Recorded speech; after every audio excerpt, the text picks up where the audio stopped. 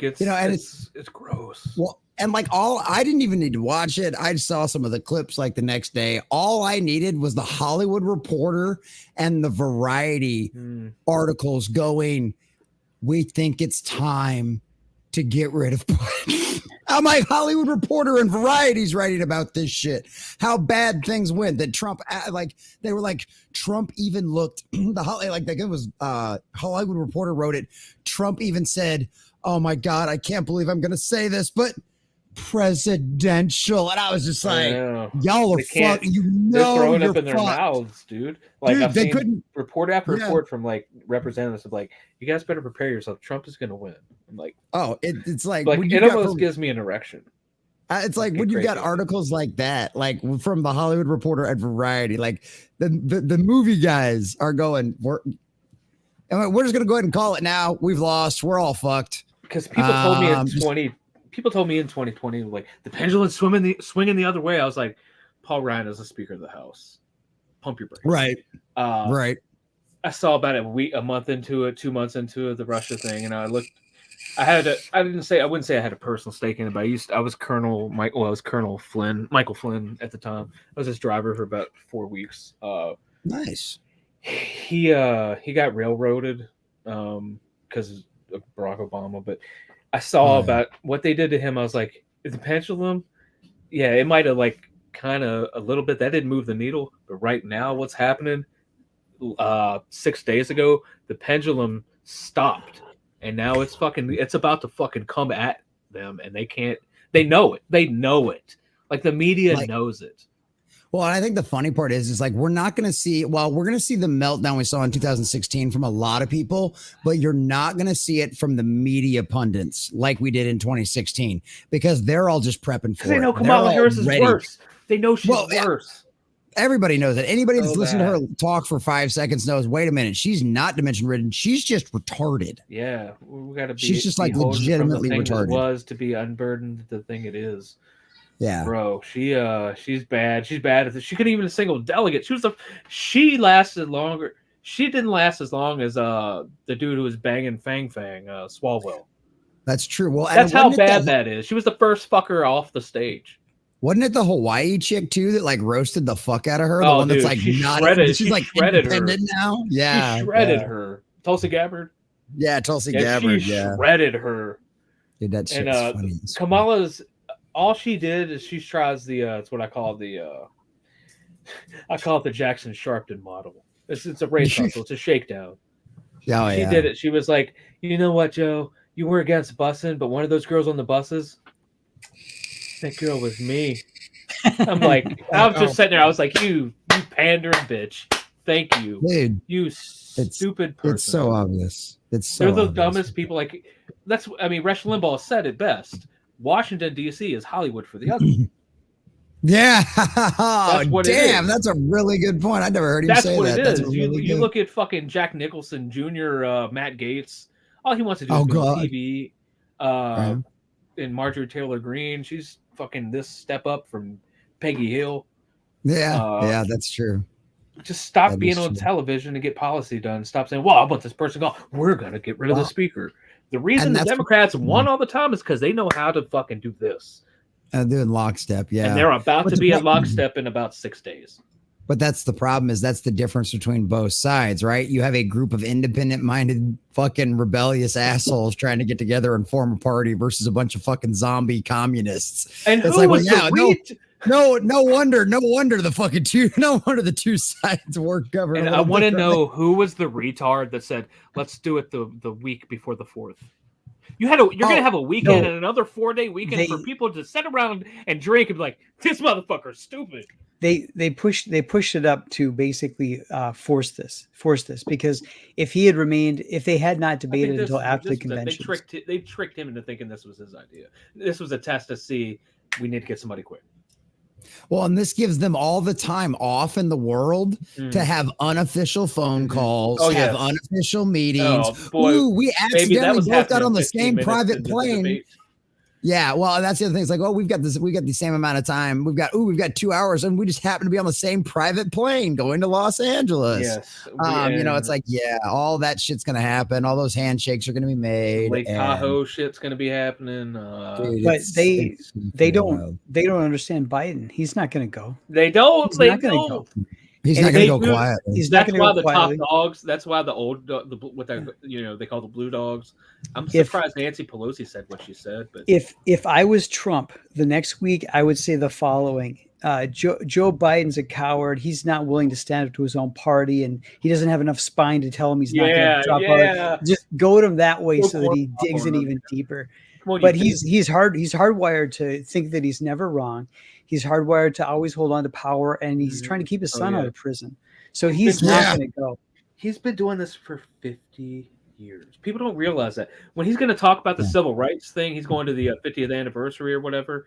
He was there. Bro, you were there. You were probably a fucking law intern when that happened. He was hanging out with the Grand Cyclops and stuff. Oh yeah, like yeah. Well, Grand he'll say that he was actually marching with Dr. King at the time, which is complete and total bullshit. Hey, Joe Biden parachuted in, burrowed under the tunnel to meet Nelson Mandela. He tried to free Nelson Mandela from that prison, but him and John was that before or after his son fight was with Corn Pop?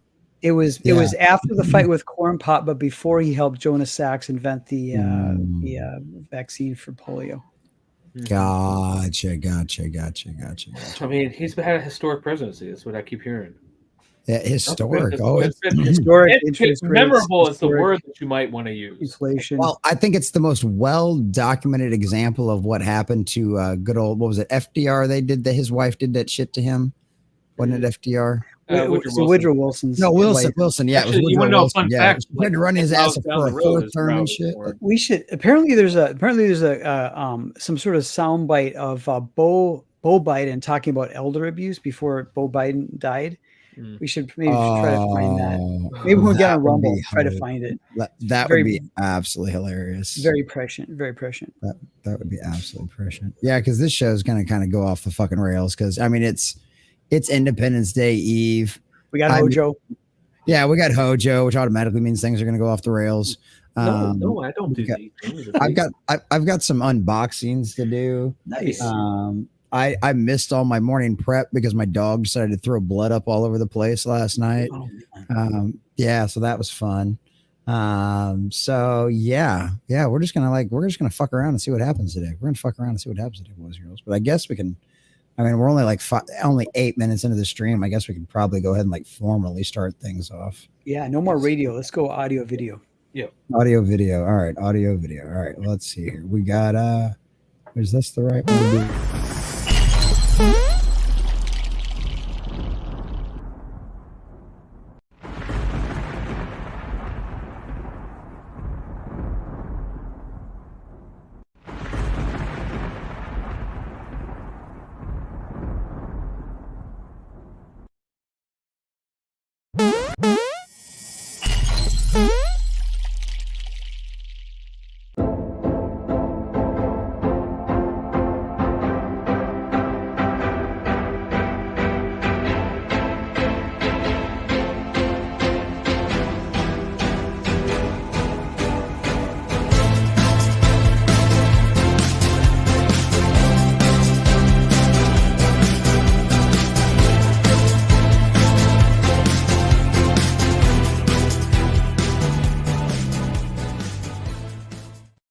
How are we doing today, guys? It's Jesse with the Common Nerd, bringing you pop culture and all things nerdy through a common sense lens. And happy Independence Day Eve, ladies and gentlemen. Tomorrow we get to celebrate the birth of our beautiful country by blowing up small portions of it, and I cannot wait, ladies and gentlemen. It's going to be an absolute blast. I have no idea what happened in the pop culture world today. I hear there's good things out there. I don't give a fuck.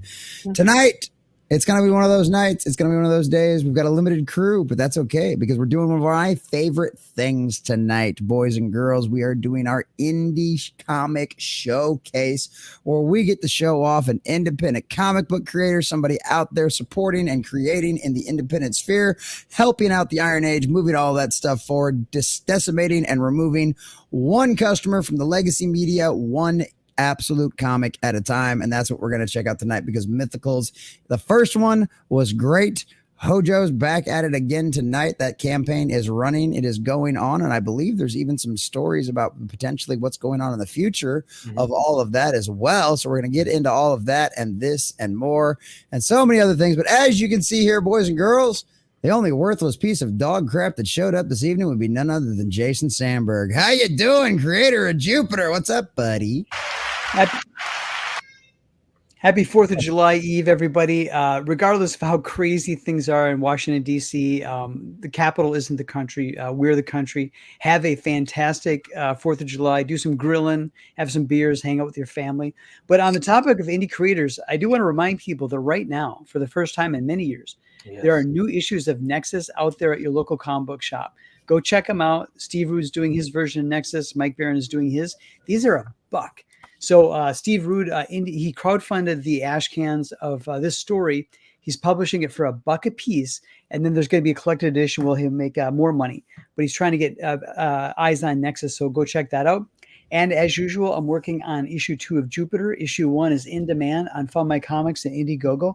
Please go check it out. But otherwise, great to be here. Excited to get caught up with Hojo. Excited to see what's happening in the chat. So thank you.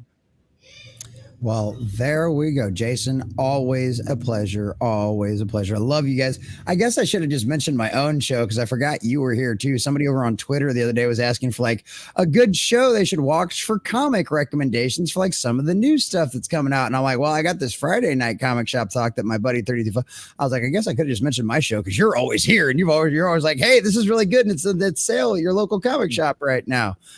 So yeah, that's great. I love seeing that too because we've actually got some good stuff going on in some of the more, I wouldn't say legacy, comic book shit, because I think the guys running the things right now are kind of like the Energon universe with like the Transformers and stuff like that. Well, who is that that's publishing that? I've got some of those around here. That's Robert Kirkman through Skybound, which is his imprint at Image. So cool. Weasel likes those. Like an image, it's like an Image subsidy, like 3 ways down. It's like a licensing sandbox is how I described it to people. Yeah, that's good. I like that because it's like that's one of the things that's out right now that's being written by a fan, like it's being ran by a fan, and it's for the most part it's really good. So like I like Diesel's not here for this. Oh, he's a Bill. God dang it! No, he loves. Oh, I know.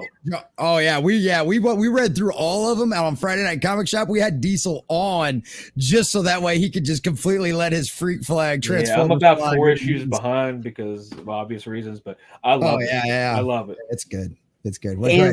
Speaking of Skybound, rumor has it there's a small percentage chance that DC will unburden their comics line and have Robert Kirkman do the DC comics through Skybound. It's like it's a very small little percentage, but stay tuned. That could happen.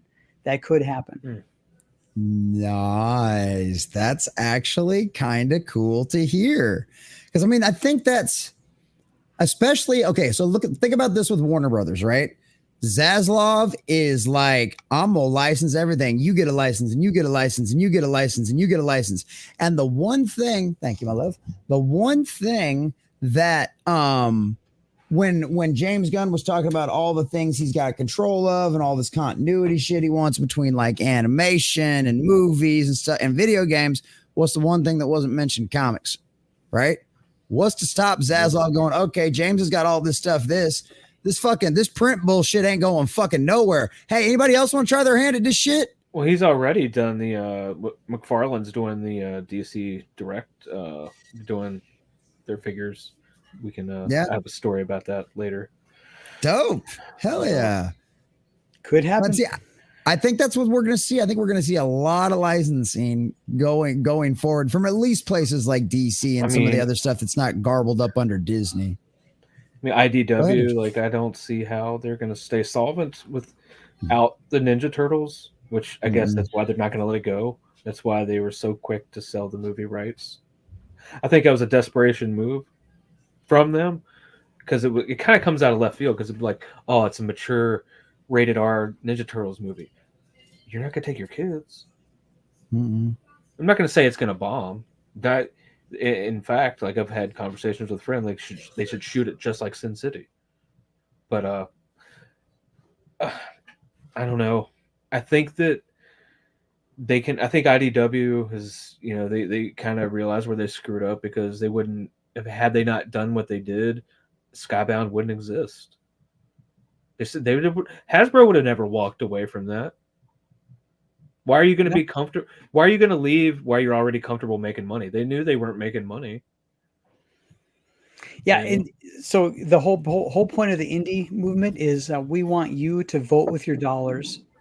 Vote with your dollars, and if you stop voting with your dollars for the mainstream stuff when they're doing you wrong, it sends a message, and they got the message. Yeah, their stock's like less than $1 maybe. Oh yeah, IDW, that's their problem. They're always on the verge of getting unlisted from the New York Stock Exchange, and then suddenly they don't. But that's a whole other story. But we know how that works, right? It's also the same reason why Disney's stock is just now finally falling under $100, when we all know it should have done that like a month and a half ago, right? Because guess what? Just like we all fucked with the GameStop stock, and we fucked with AMC and everything else. That's why they got mad, because we figured out how to play their damn game. Yeah. And they do this all the fucking time. They do this they just do it much more subtle, which is why Disney stock's just been. Well, it's funny you mentioned Disney, because you know what just came out? Inside Out 2. No, but guess what just came out? Oh, more Disney Files? No. What? The Minions. Oh, yeah. That they moved up the release date because they read the room. They were like, Disney's like on the ropes. This is their uppercut. Let's get in there a month early and say, screw your uppercut. We're going to take half of your market. Because people are going to walk away. They're not. What do you think people are going to say? All right, kids, do you want to go see Inside Out 2, or do you want to see Minions? Minions! Sure. Yeah. They're smart. Inside Out 2 already crossed $1 billion. It did. So, I mean, but I think Disney, that might. At this point, Disney's not going to give a shit how much farther it goes at that point. But it's going to send a little bit of a message. They're not going to hope. They're going to hope probably, I think, for maybe 1.5 billion from what I heard. Yeah. Conservative estimates, but they still might get it, but not as quick as they thought. I was honestly surprised. I legitimately put a video out that I was like, there's no way in hell this thing's going to do this well. Like, there's no way. I think this thing's going to end up coming in way under estimates and shit like that, because nobody trusts Disney anymore. But the difference was the marketing. Yeah. The marketing was different. You didn't hear any of the bullshit. Nope. From the marketing, like hey, this is the movie you liked, and everything else. This is a movie you liked. Remember, here's another one. Yeah. Here's a movie you liked, but all this extra stuff and all these flags and all this. I'm like, no. We want the stuff that we wanted, that we paid money to see, that we liked, not that. And they're like, yeah, we're not doing that. And then people were like, okay, well, take my money. Why were you people being stupid? Yeah. We'll see what happens. That might send a message too. That might be actually one of the best things. Well, it's going to send a message to the shareholders for sure, because they're like, hey, yeah, no shit. Guess what works? That crap.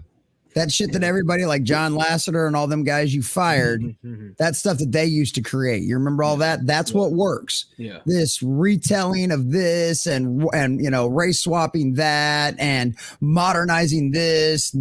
Live action versions of classic cartoons.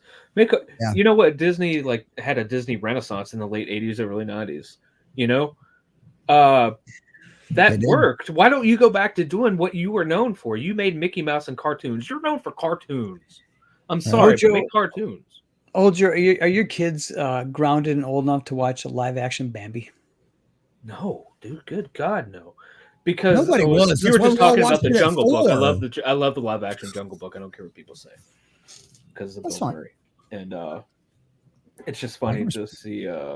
Was it? He played the Emperor in the new Dune. Christopher Walken is King Louis. He's like, show me about the fire, mad cub.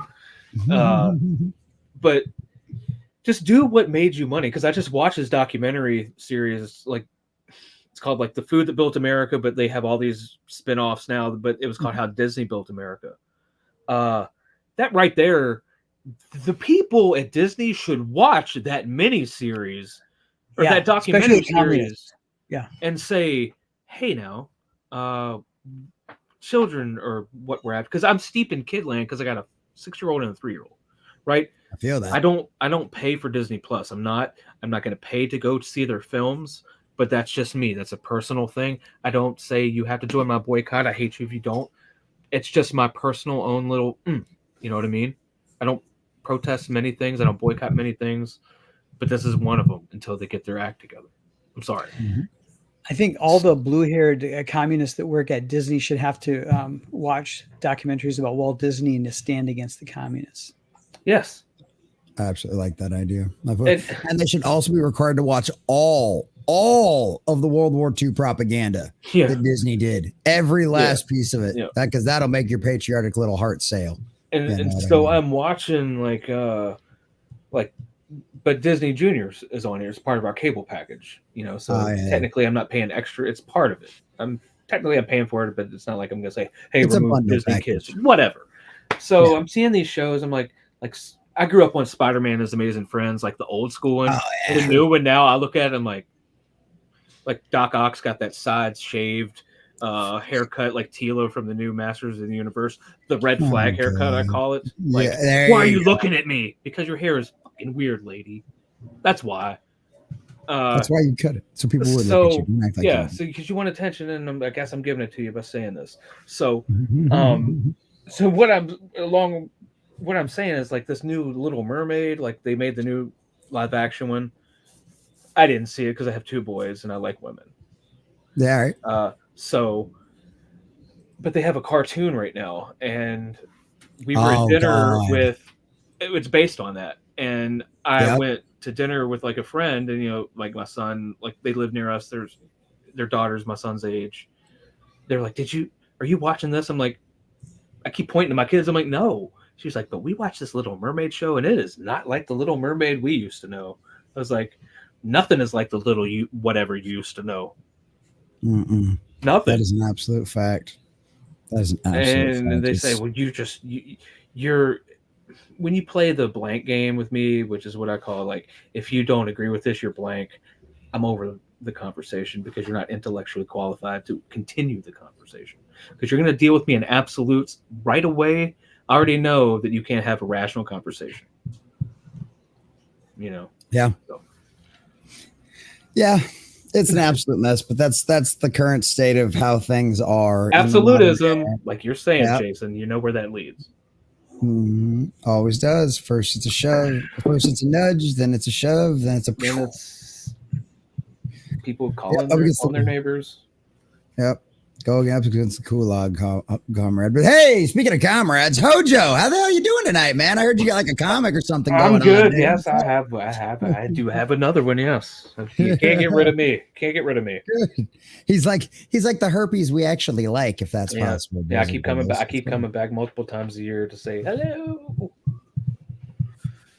Yeah. So what do we? So let's say hi to the chat real quick, and then we'll get into talking about what you got going on with Mythicals 2, and we can watch your trailer and do all that kind of fun stuff and everything as well. So let's do that real quick. Madhouse Retro coming in first. Says, "Hail nerds, hope your day is blessed. Good to see you." And then Jason and Hojo over there, and Vag Grim Nuggets in the chat. Good to see you. All those lovely little subscribers over on Rumble, keeping the lights on. Appreciate that, boys and girls. Yes, you hear voices and they aren't in my head. Not this time. Mm-hmm. What's up, Devastator? Says, how's the puppy, bro? Well, better today. Full of a bunch of medications and got shoved full of a steroid last night and's got more meds that he has to take at 10. And as of right now, he's not really coughing a whole lot and he hasn't coughed up any blood yet. So that's a good sign. So yeah, that's a good sign. Thank you for asking. Yeah. If anybody didn't know, I had to take the dog to the ER last night because he was coughing blood up all over the damn house. Yeah. That was not fun. And the worst part is it was like the baby, the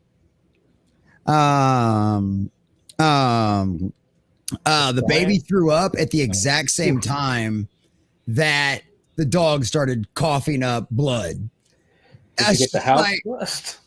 Dude, I know, right? Like, did you hear somebody say, "Get out"?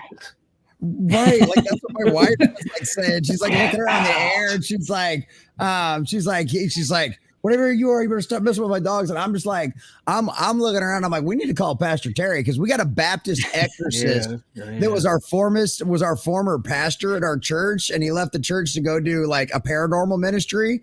So now he runs around like helping people with like demons and shit. And like, so I'm like, we just call up Pastor Terry, and they'd be like, hey, Pastor Terry, next time you're in Corpus, would you stop on by the house, please? But I don't know. We got him a bunch of meds. Is his last name Winchester, by the way? No, Terry Fox. I mean, cool Fox is kind of cool. Yeah, so I mean, Terry Fox, paranormal. You meet him, and he's got a podcast too, where he does like little 10-minute clips about like the stories of the stuff that he's coming for you, demons. You drive a hearse. Yeah. No. Like they're fucking. I know, but like that's why.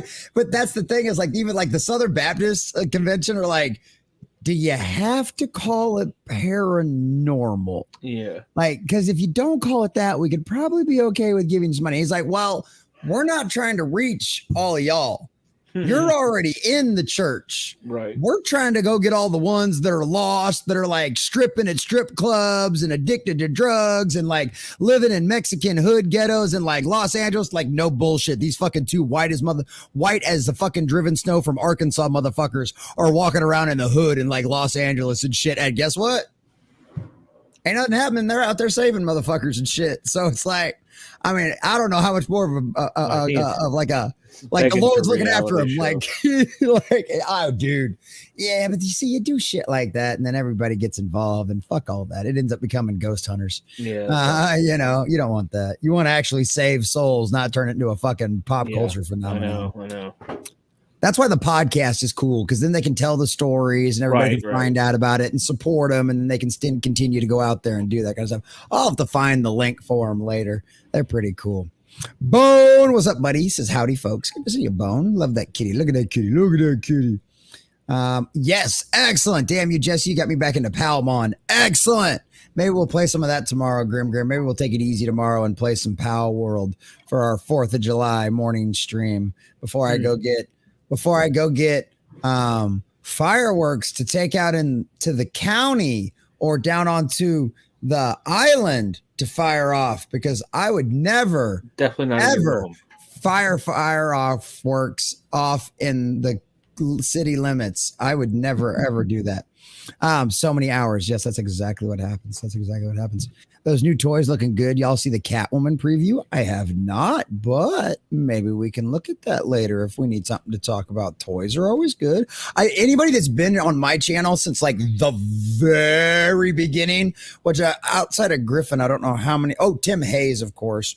But I've been around since like the very beginning. But I used to do like once a week or like once a day, I would try to find like a toy video to do just to see like what kind of new cool toys were coming out, like what like the prices on them were and shit like that. Some of that shit was fucking expensive. I'm gonna hit that was back when.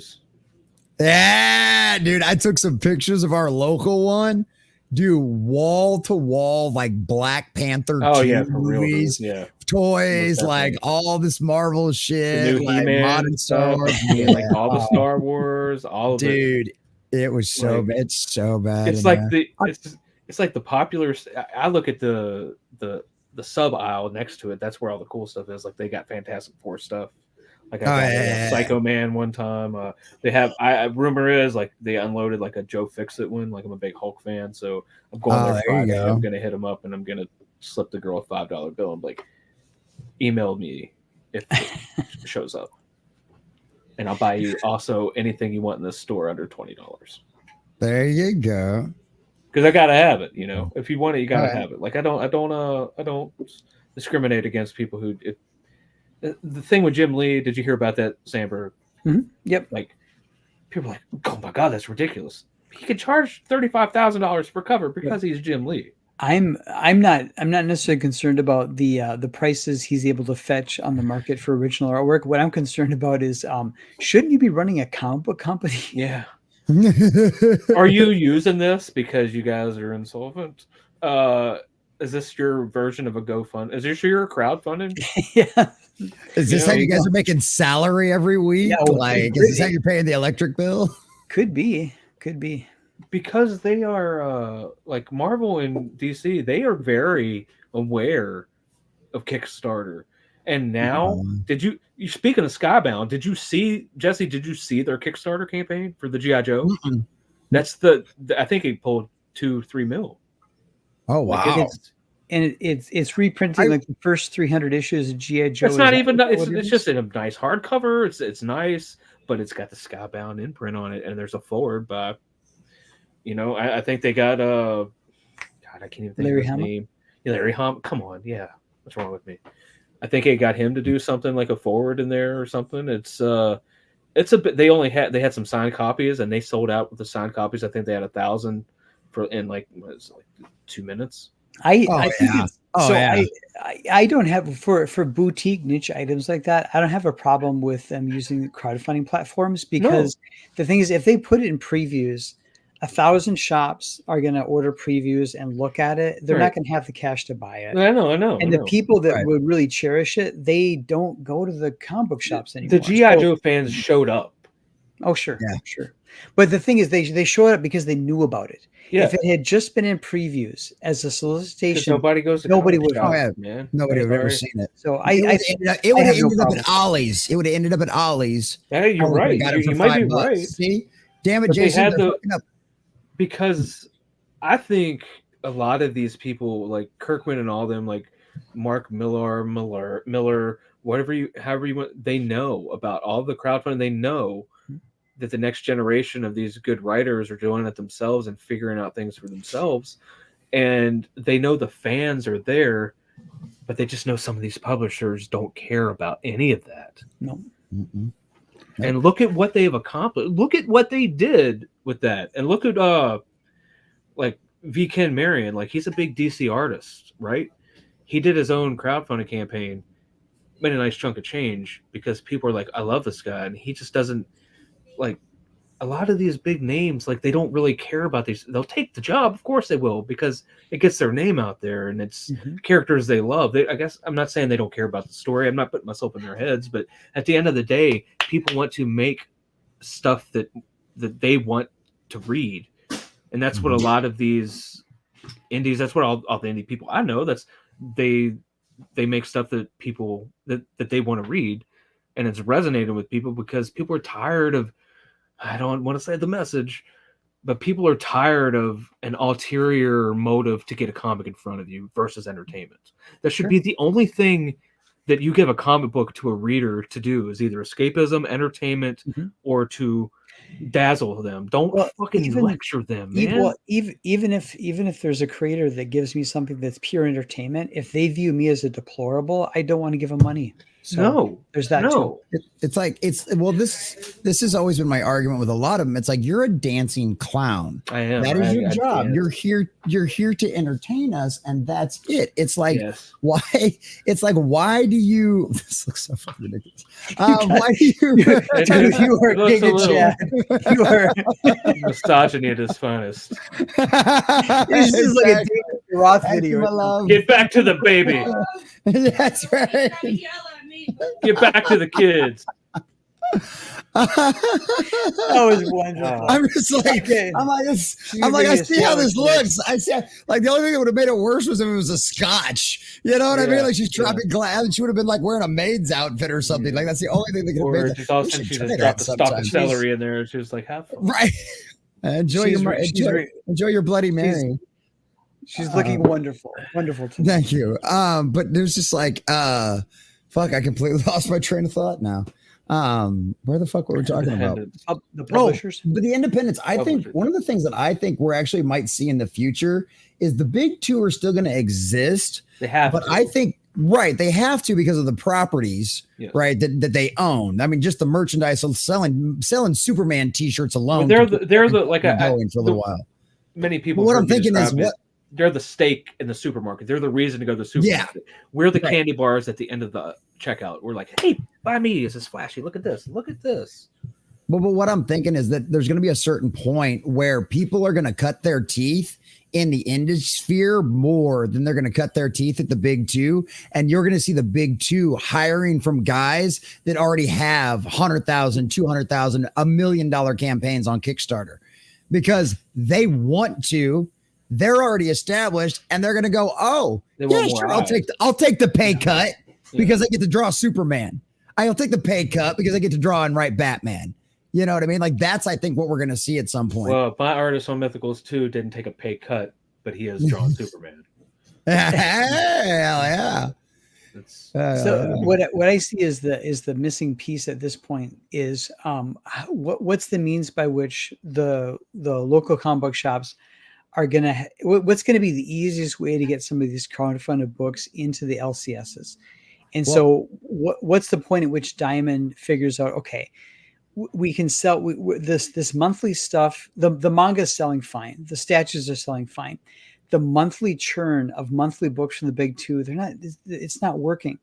So what's the path of least resistance to get product from the indies and solicit it and run it through Diamond, right? And what's the price point that makes that work and stuff like that? And I think that the Diamond likes the fact that most of their volume comes from 2 or 3 companies. It makes it easy for them. Yeah, so what's the logistical footprint of having the Diamond and Previews as a platform suddenly dealing with like 200 indie creators who crowdfund 3 books a year or whatever? That's the part that's missing, and I don't know what it's going to look like. I don't know if it's going to be someone like Critical Blast or Fun by Comic putting out a catalog for there you go, a catalog for the LCS that Diamond carries, or them setting up something concurrent with Diamond. I don't know what it looks like. I'll have to find the pin tweet. Billy Tucci put out something. It's not Previews. But it's another magazine, and they just ask you basically about volume and how many you could handle if they order, blah blah blah. But Diamond, didn't they recently kind of like lowered the bar to entry, like for indie creators? Like, you're not going to get buried in the green section, allegedly. Like, I don't know if this is true, and what the hoops are to jump through with that. So Diamond previously had an order threshold where you had to set you in the late 90s, early 2000s, up until probably the pandemic, you had to clear $1,000 in orders every month to stay in the catalog.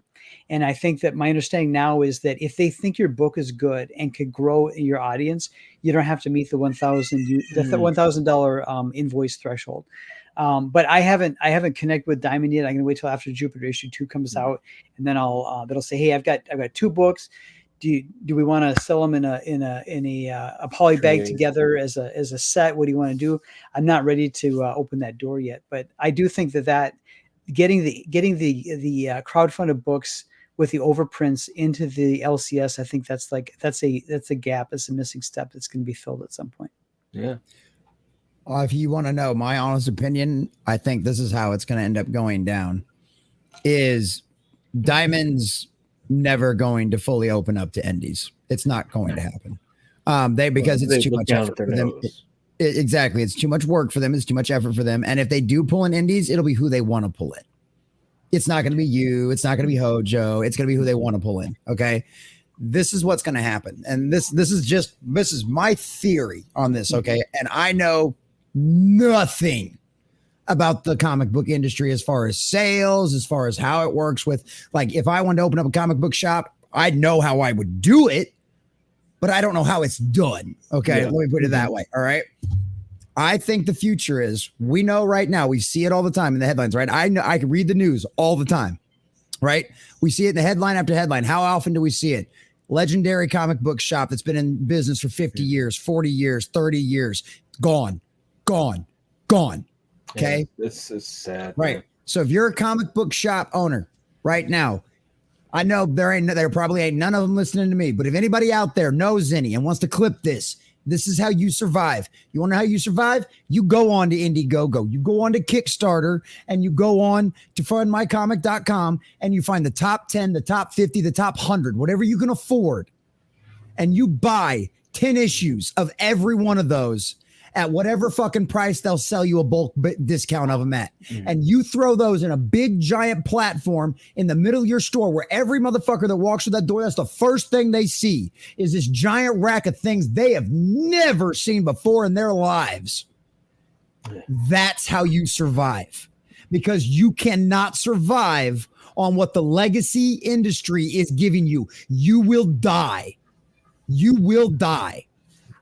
And if you want to keep in the industry, the actual comic book industry, and you just don't want to be another manga store selling Funko Pops, and you actually want to be a comic book shop, that's how you do it. If you don't, you're going to go the way of the dodo, and anybody that is willing to do that will outlast you. Yeah. Here. And my LCS owner, he's a creator too, so Nice. He got rid of the Funko Pops when he bought it a couple years ago.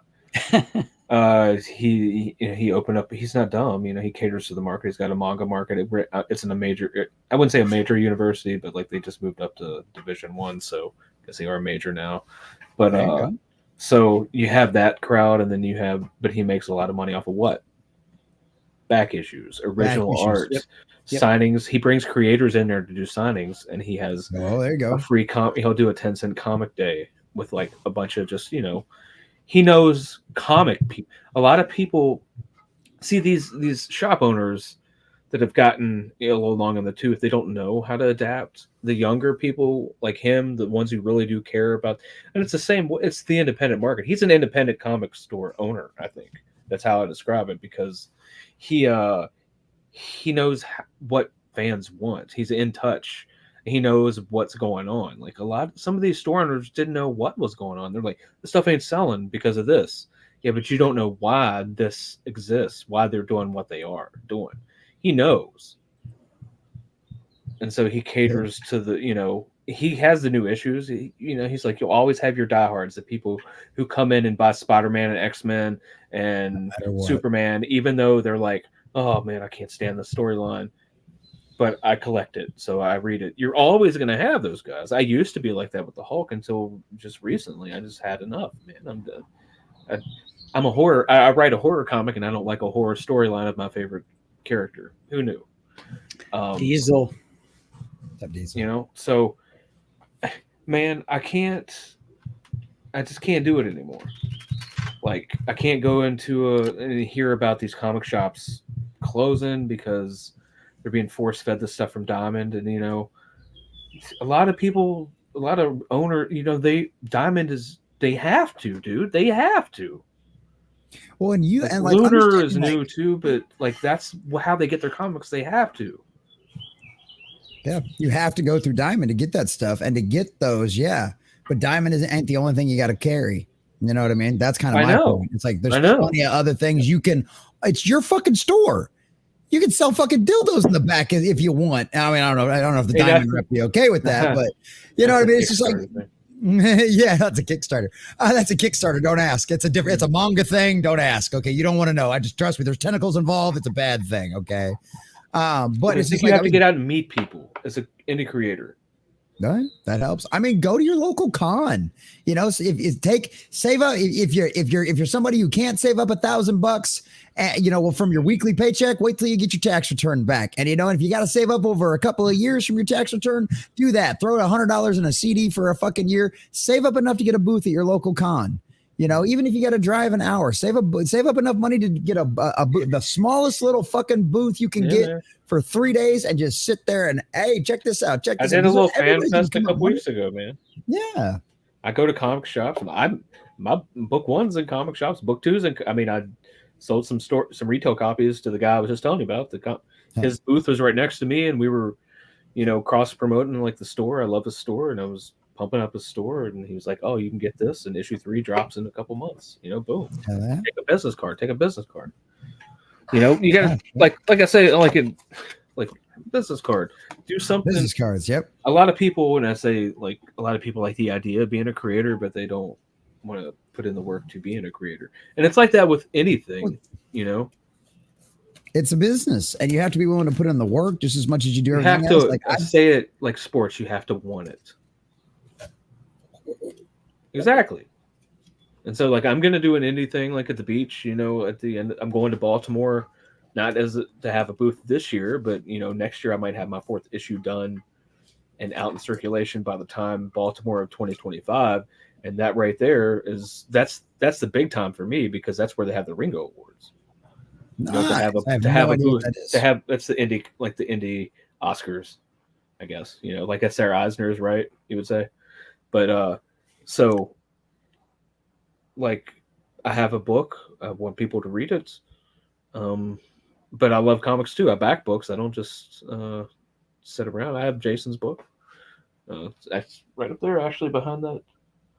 There's like a lot of comics in here. You're protecting my book with that X-Men to make sure that my book doesn't get damaged. No, it's back there. It's back there. And I stole your flip cover idea. I'm not gonna lie. Nice.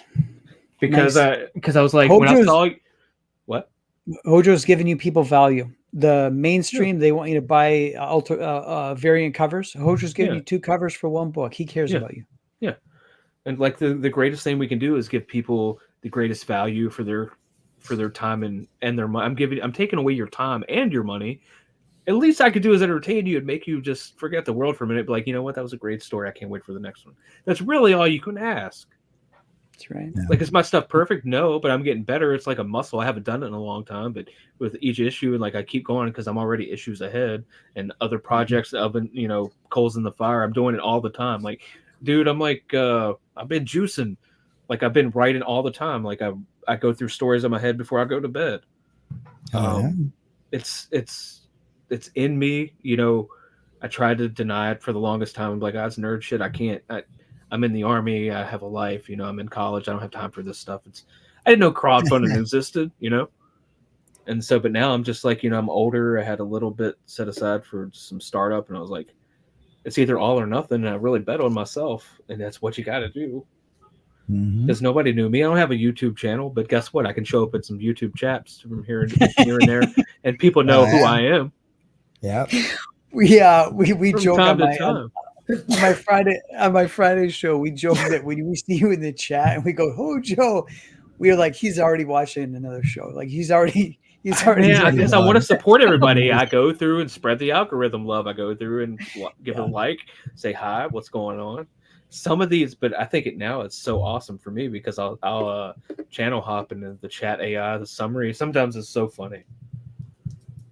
Oh yeah, the chat AI summaries are hilarious. I have seen about how the Acolyte is gay porn and compared to Game of Thrones. I'm like, ooh, that is fucking great. Yeah, it's a fucking mess out there. That's Hollywood is culture, and culture is downwind from politics, right? Or vice versa. It's the other way around. Yeah, downstream from politics or downstream from culture. Yeah. Well, that's one of the things. It's like, I used to do the politics thing for a while. And for one, YouTube hates trying to grow your channel on politics to begin with. Unless you're like a former, or you're actually in that. Right. Unless you're somebody who's already got a built-in audience. And then because you've got nuked from the mainstream, you can come in. Yeah. Harry's assistant guy needs to go mow yard. No, I have no idea what the hell he's talking about. I have no idea what he's talking about. What's going on, Jim Bone? You know what? Let's do this. We're almost an hour. We're almost 45 minutes in the show now, and we're going to pull up Hojo's comic and talk about his comic anyway. But Jim Bone's here. And since Jim Bone's here, I got something to show off because I got a couple of packages in the mail the last few days, boys and girls, because I do have an Amazon wish list that's always in the descriptions down in the chat. Sometimes it's stuff I need for the computers. Sometimes it's shit I just want because I'm a nerd and a geek. And it's like, sometimes people don't always just want to send you money. Sometimes they think it's cooler to send you gifts. And also my Amazon wish list is technically open to anything you want to send me. So Jesus Christ, be careful with all of that. We might have to do a Rumble exclusive unboxings if you guys get too retarded with that. But I did allow that because you guys are nerds and sometimes you guys know better about this stuff than I do and can get me a better version than what I've got like on the list or something like that. That's the intent. But knowing you filthy rotten bastards, I'll probably end up getting a double-sided dildo at some point. So yeah, we can turn that into a thing, I guess. She'd look at that and go, throw that in the fucking trash. Get that the fuck away from me right damn now. But okay, so we're going to do that here real quick. So we've got a slightly different cool little setting we can do for that one. Check this out. So it doesn't make the boys too small. It doesn't have to be just all about me, which is always nice. Yes, the background is still a work in progress. I'm trying. So I work kind of out in the dark out here because of the lighting setup and stuff like that in order to get everything to look right and all my pretty colors look right, everything else. And so sometimes it's hard to work out here and see my keyboard, and also because I'm the jackass like so many other of our friends out there. We decided to wear sunglasses because we thought we were funny, right. And then we realized, it's really fucking hard to see that keyboard while you're doing that. So I had one of these on my thing for a while. I also wanted one of the cool little things, and I did kind of accidentally already open it because I wasn't sure what the hell it was going because I wasn't thinking at the time. So I already know what this is. But Jim Bone, my dear sweet Jim Bone, sent me this awesome. Now the other package I haven't opened yet. I have no idea what's actually in the other package. But this one I opened here, and so Jim Bone got me this dope ass fucking mechanical keyboard that lights up. It's got a bunch of different colors, and it's got all of these cool little buttons on there. So I can set these as sounds, and I can also set this up to work in my OBS, so I can stop and start recordings during my live streams and stuff like that if I've got something in particular, or say during one of these live streams I want to cut out something particular. And also this little roll bar, I think, is for scrolling up and down on screens too. Nice. I'm not sure, but you can set it for if you don't think I'm stroking that way too much. But yeah, so thank you, Jimbo. I'm probably going to have to take a dab hit or something like this, but I'm super excited to get this thing open and out and hooked up, because I've been wanting a light up keyboard for so long that I can actually see all the letters and stuff like that. Especially when I'm out here gaming and if I have to use mouse and keyboard for whatever reason, my peripherals can't see the letters when they're not lit up. Right. So, but yeah, so that's fucking dope. Thank you for Levistro's I have that keyboard. Hell yeah. Levistro and I have the same keyboard. So yeah, boys and girls. And you can also send me notes.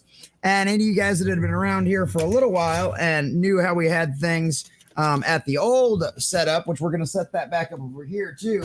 If you do send me something and you send me a note, much like what our dear sweet Jim Bone here did, that will get pinned on the wall behind us. And so you will see that note pretty much in every video, depending on the camera angle and how StreamYard, cuts things down or whatever.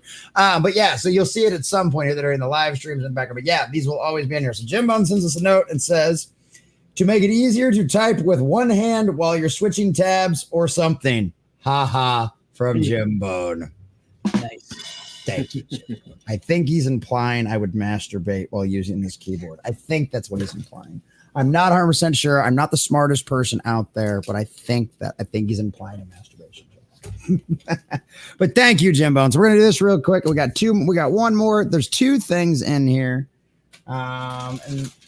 Considering the fact that there's one guy that always asks me to put tech on my list because he wants to get me something that makes my life easier, these are all probably from Jim Bone. So Jim Bone is an absolute great all around. He was the guy that was Jim Bone was the guy that was my Uber in Las Vegas. He picked me up and all of that kind of shit too. And so nice.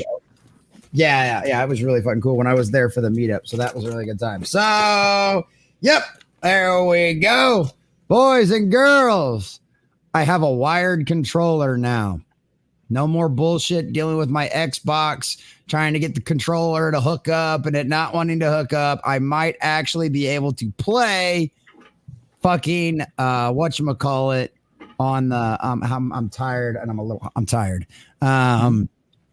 Elden Ring on my PC now, because I did pretty good on my PlayStation, but mouse and keyboard I can't fucking do it. My desk isn't even really set up for me to properly get it in a comfortable position to even use mouse and keyboard. So I was looking to get a wired controller, and that was on my wish list. And so yeah, we got a wired controller now, one of the little Logitech ones. And it's why is does no one come up with an original design anymore? Has everybody just defaulted to Xbox design being the absolute fucking best? Does nobody try to come up with a new controller anymore but Nintendo? Because every other controller, with the exception of this fucking Logitech one, which is probably the same one they used on the submarine, but it'll work better because I'm in a garage and not 50,000 below in a concrete tube. It'll work just fine for me. But why is everybody defaulted to the fucking Xbox controller? I don't get it. Nobody wants to come up with anything original anymore. So yeah, I got that. And there'll probably be a note in here somewhere for it. So we're going to definitely get that hooked up because we've got gaming to do tomorrow because it's 4th of July. And we're not going to do any news tomorrow because we got to celebrate Independence Day. And what a better way to celebrate your independence than showing the beauty of the technology that you can live stream in video games with no pants on from your house and other people will watch it and find it entertaining. I mean, if that doesn't scream fucking America, I don't know what is. Like, I really don't. Please don't. Am I unpatriotic if I'm reading Redcoat tomorrow? Depends. Does he end up dying at the end or getting hanged? He's immortal. So. Is Dan Panosian, is he doing the covers for those? He might be doing variants, but it's Brian Hitch and Jeff John. Yeah, I know Jeff was writing it. Yeah. I heard that was probably that and Rook were the best received out of the Ghost Machine. Yeah, it's the only Ghost Machine I'm following, and so far, it's issue 3. So far, so good. So wait, I'm just trying to check and see. Okay, I just want to make sure there wasn't another note in here because I haven't pulled what's in here's next out, but the note says, and it is this. The note says because everyone needs options where to stick it in, from Jim Bone. So this might have to be a Rumble exclusive. I'm not sure, but we've got 2 notes from Jim Bone now going on the wall, and this is actually no. Okay, there you go. This is a giant USB 3.0 hub with power switches. 10-port USB hub because this fucking desk I built automatically puts my PC kind of far away from absolutely everything else because that was the point. And I need more of these closer to my desk shit. And so now I don't have to worry about my mouse and my keyboard and my camera and everything else having to run like 10-foot cables all the way to the back of the computer. So thank you, Jimbo, and I appreciate that, brother. So yes, we have lots of options of places to stick it in now. Giggity.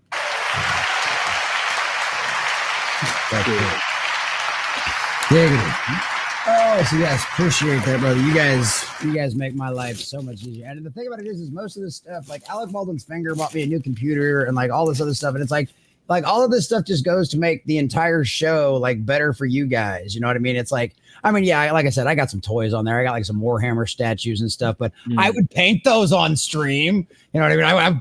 I'll play with them on stream. Like, I mean, that sounds cool. But it's like, you know, it's like, but like stuff like this, like all of that does to go over, all of this stuff is like go all around to just improve the overall experience. You know, when QBG bought me the mic, it's like, that's how all of this shit goes. So I really appreciate you guys, literally the grease between our gears, keeping this reach running. There's everybody like anybody looking at this channel and looking at my like social media presence and any of them going, how do you do this full time? It's because I have the absolute best fucking corner of the fellowship, like hands down supporter wise. Like you guys keep me employed doing this like full time to where I can promote people like Hojo and Jason and like fucking entertain you with like horrible video games that you guys send me and force me to play because you think it's funny because you're sick, twisted individuals just like the rest of us. And so it's like, yeah, like I am your dancing clown that brings you the news. And I'm okay with that. Like I'm totally okay with that. So. Amen. It's kind of funny. Yeah, right? It's kind of funny. So yeah, there we go. There we go. I had it first, so you're copying me. But if I didn't know you had it, how can I copy you? If I didn't know you had it, how can I copy you? That doesn't make any sense. That doesn't make any sense. So Hojo.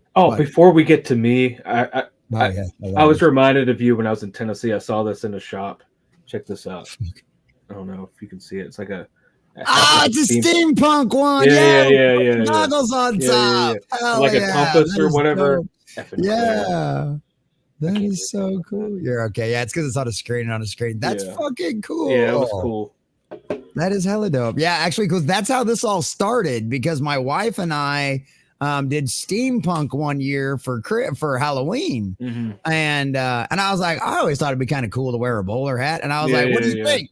What do you think? And she's like, I actually really like it. I'm like, all right, cool. We'll just go with it because I've never been a hat guy. Like I never really wore hats before. Off, Dude, yeah. Well, but I mean, you know, other than the military, but yeah, no, I didn't. I was just freaking, you know, cut high and tight and let it ride. You know, didn't fucking care.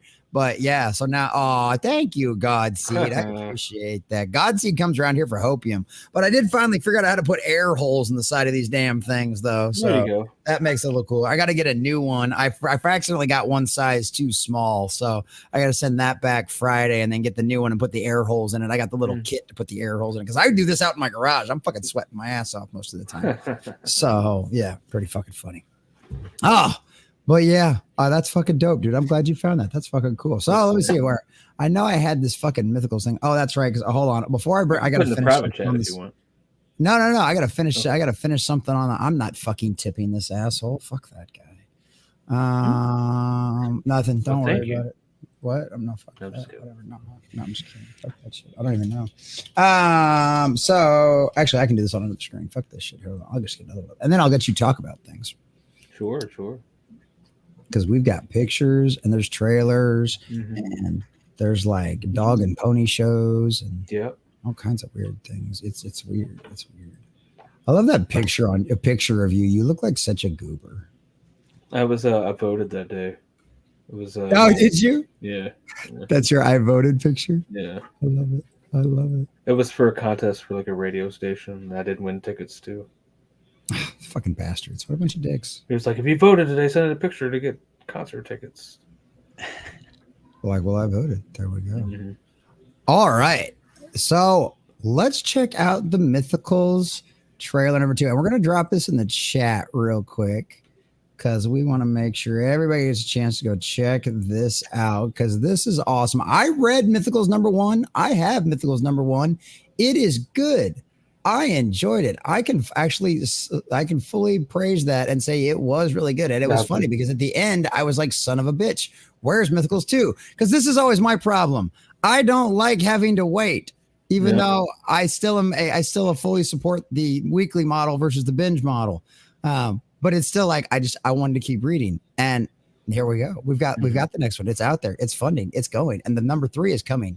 So that's even better. Yep. So do you want to give us a little origin story behind this and everything else before we jump into the trailer and get into how the second campaign's gone and all of that kind of stuff? Yeah. So issue 1. So it's like a kind of cross between, I guess, like Buffy the Vampire Slayer meets like Jim Lee's Wildcats or something, or it's compared to the Dresden Chronicles, which I've never read. I never read Hellboy, but it's kind of like a covert strike force that's comprised of creatures from myth and legend. And so Nancy Moon goes on this interview, and lo and behold, she gets recruited by this organization, finds out she's got these powers. Issue 2, we transition to the first day of work, and she finds out that these monsters are real. There's a vampire on the team, but now there's a talking cat, and there's this whole big underground complex. So it's kind of like the Men in Black model, like where Will Smith finds out that there's an alien, and then like Tommy Lee Jones takes him down the elevator. He's like, you ain't seen nothing, Slick. That's page 3 of this, where she's like, holy shit. And so now we add a werewolf to the mix, and we've got a 5,000-year-old siren that lives her life on social media and reality television, because if you're that old, like, people are all like, they're that old, they're bored with life. She loves it. It's like Madonna. She's like Madonna. She just changes all the time, and she can, because she's never going to age. But they're all, it's like a found family at the end of the day, because they got nowhere else to go. But there's also this villain that pops up that's looking for something, and then you're going to find out that they're looking for the same thing, but the bad guy's just ahead of the curve. And so the issue 1, like, you see him in the beginning, like, where is it? I just had it. This guy, he returns for issue 2. Like, you could tell he was looking for something. Issue 2, he finds it. Dude, that thing. It's that end with him showing up like that in issue 1 was like, what the fuck? Yeah, I'm sorry. Yeah. And so, like, it's a floppy, so I have limited real estate, and everybody's doing graphic novels, which is fine. I didn't have the capital to do that, so I broke up the story and then expanded it, because I've been working on this for a while. And so with each issue, I have to connect it, but yet make it fresh, kind of like issue 2, there's a recap, and like, boom, she's not, she wasn't aware that this cat talks. So she's the vehicle to where everybody sees the world through, So yeah, she's you, right? Isn't that the idea? Yeah. She's the reader. She's the reader. Yeah, it's just like the companion in Doctor Who. That's the person you most relate to, and they can go and you can go along with them on their journey. And that's always the funny part about the whole. I need to see myself. No, you fucking don't. No. If you're a good writer, everybody relates to the protagonist, even if they're a fucking douchebag, even if they are Lucifer himself. Yeah. If you're a good writer, everybody relates to the protagonist. That's the point of a good writer. Yeah, like her insecurities, like her weaknesses, like believe it or not every hero starts out great at everything. You have to build something down. Like I was in the military, you have to break them down and build them back up, which unfortunately I have to do to Nancy, but it's all part of the story. But that's what makes you believe in the characters. You like the never-ending story. You are Atreyu, like seeing. You are the reader seeing yourself through Atreyu to experience a story. You feel what they feel. And so these relationships and these people, like especially in a team setting, the team books are so hard. You have to have all of these characters fleshed out to where every time you read a bubble, it's what I call the Peter David effect. Every time you read a bubble, you know who's talking. Like you read old issues of X Factor, you know who's talking. Or even Burns' Fantastic Four as well. Like you take the art away, you know who's saying it. Yep. And that's and that's the chemistry. That's what gets the reader engaged. Yeah, you have good art. There's great art. It's awesome. But like the art sells the book, but the story will set the hook, and take it into efficient term. So, and you have this mapped out to be a 12 issue, 13, and we're done. Well, 14 technically because it's a double size. I keep saying it's my Battle of the Five Armies finale. I had to. It's gonna get real because literally the fate of the world's at stake. Like there's no games. Like this isn't gonna be like, oh, it's the drama. There's drama. There's the melodrama. I can't. It's a comic book. There's gonna be these dramatic speeches, but they're not lectures. Right. It's the heroic and they're lessons rallying speech.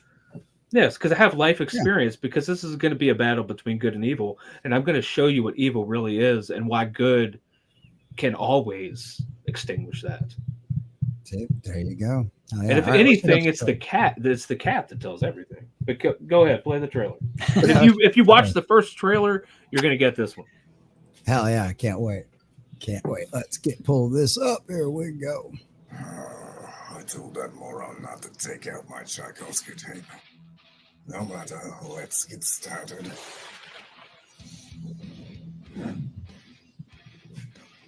we are, Nancy Moon. The last time we left our heroine, she had just joined my esteemed colleagues at level M. I do have to admit, too, I love that new cover art, too, because I remember you sending me previews of that, like when it was in its early formats and like some of the variations you've done on that. Yeah, I really like the finished product. That looks really good, man. And the soldier cannot stop talking. A magician with money issues. A vampire with a checkered past. With her other teammates she's yet to meet. One in particular might be a little bit shocking for her. I do hope she's not allergic. Back it today, won't you? Like right meow. I think that new keyboard is rebelling anybody. You missed the reveal. That was the cat talking.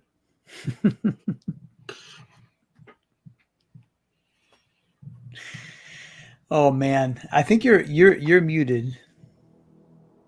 Yes. There we go. We fixed it. Take out my Tchaikovsky tape. No matter, let's get started.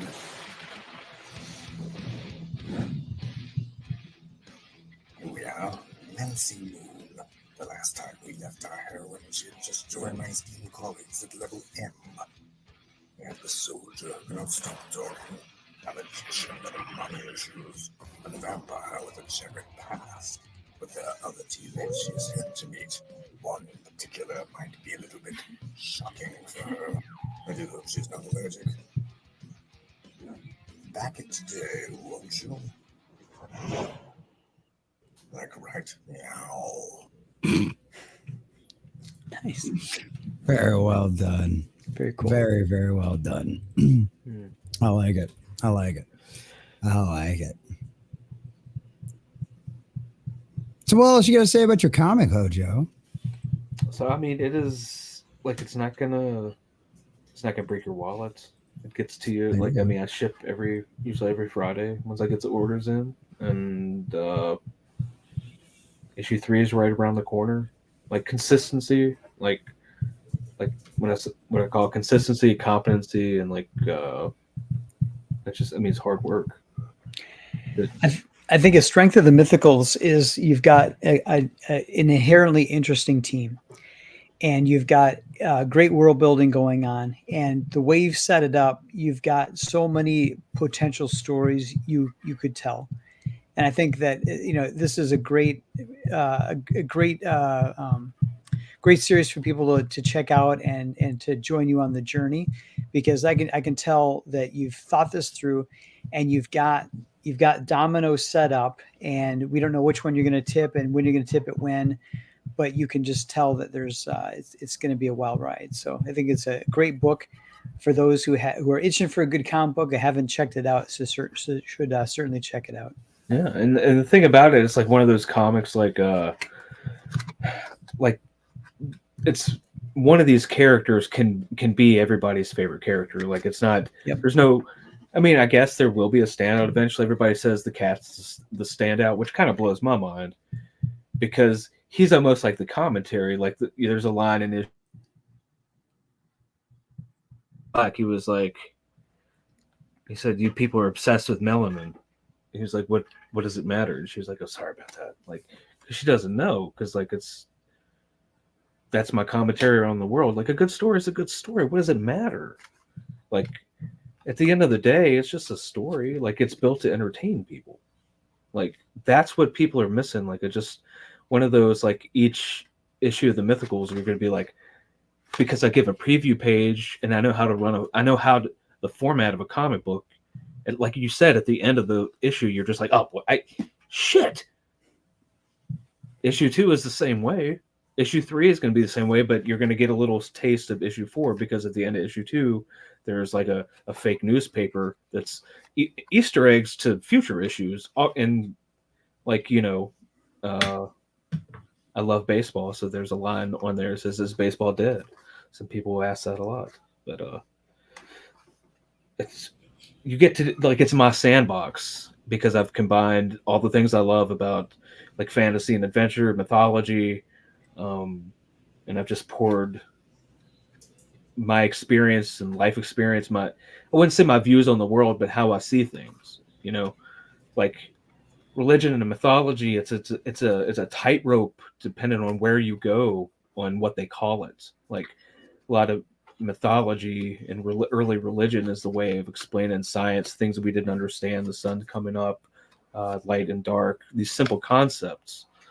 But to separate these things and to just draw the tree down into the modern day world, and to take all these fairy tales and stuff and put my own spin on it, kind of like what he did with Fables and stuff. Like I'm a big like what Bill Willingham did. Like you're going to get to see all that, but it's just the stuff that I would want to read. Like the New Warriors, when I was talking about, I could be everybody's favorite character. Like the New Warriors was such an eclectic mix of personalities and people in X Factor too. Like I was just talking to somebody today on Twitter. I hated the Peter David run when it first started, but I gave it a chance because I loved what he did with the Incredible Hulk. Sure.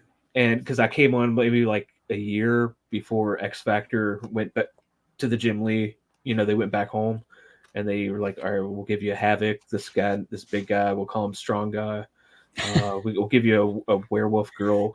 What about Quicksilver? You want him to? We'll take it." I'm like, okay. And then Peter David's like, "I'm going to put it in a blender, and I'm going to make Quicksilver this arrogant asshole that's not really super fast. You guys are just super slow."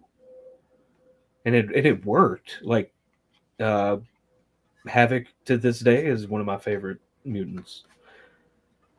So that's what I wanted to do with this book. Very cool. But it is Nancy's story at the end of the day, but it's humanity's story. It's at the end of the day, like it's going to be ironic that it's going to be a bunch of these monsters that people would probably be so scared of and not want around, kind of like the X-Men that are going to save the day behind the scenes. All the shit that we like have suspicions about and hear whispers about, these people are taking care of things.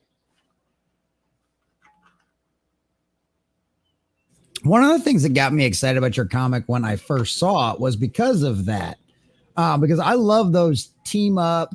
I love those kind of team up monster stories because they are so much fun. And because you get to see all those different aspects, you get to see all of that kind of stuff. And you get to see the different traits. Like one of my favorite movies was like the League of Extraordinary Gentlemen and like stuff like that. Like that's great stuff. Those are great stories. And like because of some of the stuff that happened with the Fable series, we were talking about Ollie's before the show started. Right? I got them too. Yeah, you grabbed them too from Ollie's, yeah, right? Yeah. I couldn't help, but I had to grab. I already had the first 3, but I grabbed like up to like volume 6. Yeah, I had to have him because I read his story. Hell, I did a video over his story. That video got like no fucking traction. I don't give a shit. That was a dope ass story YouTube about what like he did. He was things like, that people like. No, they were like, he was like, he's basically like, fuck Marvel. Everybody can have it now. You can all create about it. And I'm like, that's dope. That's what I'm talking about. So right there's fun.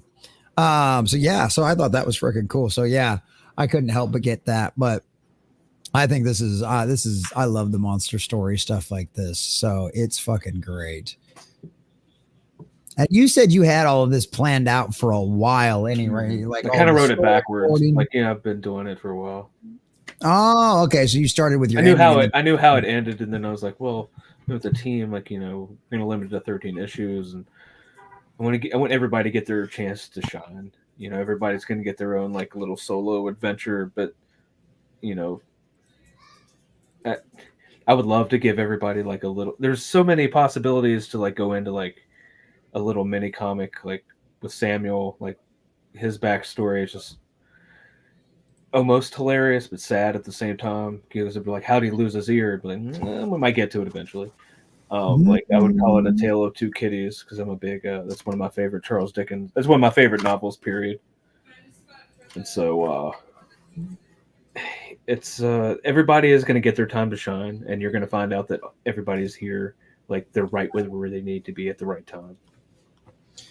Well, and that's normally that's kind of the whole point of bringing a group together is like everybody has to have their purpose. Everybody has to have their reason for that kind of thing. And I think that's one of the beauties of your story is you've given us enough really cool characters that if like the demand is there, you got plenty of people that you can write 5 million other stories about that doesn't even have to involve like this main cast. I mean, you've got anytime you have a group like this come together, if the characters are well written and everybody finds them interesting, you can literally write backstory issues over them forever. Everybody loves those little flashback Madripoor issues. Right. Like it's one of them situations where like we like the only stuff that still sells that's new from Doctor Who is the stuff that's like the Big Finish studios, all the audio dramas and stuff like that. Guess what? They're all about the past doctors and the past companions and all that kind of stuff. And it's written really, really well. And it's just like that's the kind of stuff that ends up selling. So hi. And that's what you can do. You can go back with every one of your characters and tell a million stories about them forever. Because if everybody loves the character, they're going to want to keep on to reading stories about them. You know what I mean? That's just how it goes. So that's how the good stuff goes. So I'm excited to see what the future is. So you said you got it planned for 13 right now, right? That's the story arc for this one. Dope. I love it. War and Peace Attack. There you go. Dante's Divine Comedy and the Tempest. And that's all he wants to do, really, at the end of the day, is just stay in the library and read. They say when I was young, which, based off it, the same color cat. That's the reference I give everybody, except for the ear. I made that up. There's a reason. So he just wants to be in the library. Like he has all these pets. He has 7 pets that he has to look after, and he's the handler of all these people. He's the one who preps like the mission statements and like fills everybody in on everything and does the research and the data man. And he's just like, it would be a lot more efficient if he could just handle everything and not have to deal with these people. But that's part of the job because he's been here since the beginning. Okay. Very cool.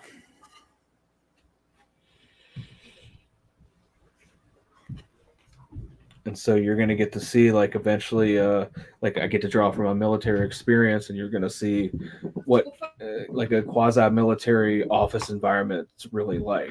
It's a lot funnier than you think. Sure. And, like, issue 2, once we bring Crazy Carl in, he used to be the boss. He used to have Lucas's job. Okay. Like the smart ass. So eventually you're going to get to see where he's like, Lucas is like, I'm the alpha around here. And like, Carl's like, no. Like, I'm the alpha. Like, you don't understand, but go ahead, continue. Because he doesn't want to be here. He's drawn out of retirement. He's got to come help save the world. He's that character.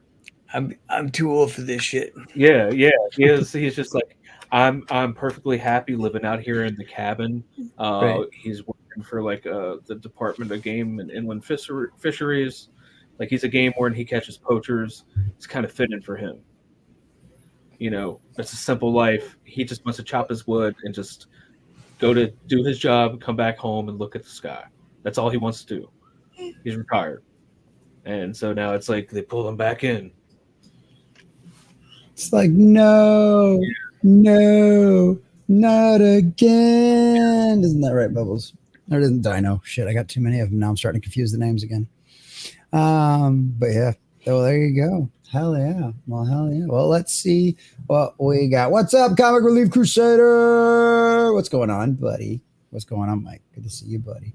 Good to see you. Claudius Assfire, Godseed, Jimbo, and stop tapping on the desk, please. I'll order them when I get paid again. There you go, Madhouse Retro. There you go.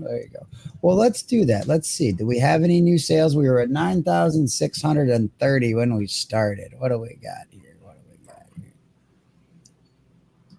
Hey, there we go. Right. 9,709. We got one at least. Nice. We are marching right along. There you go. And now, how much longer do you have before you think you'll be launching number 3?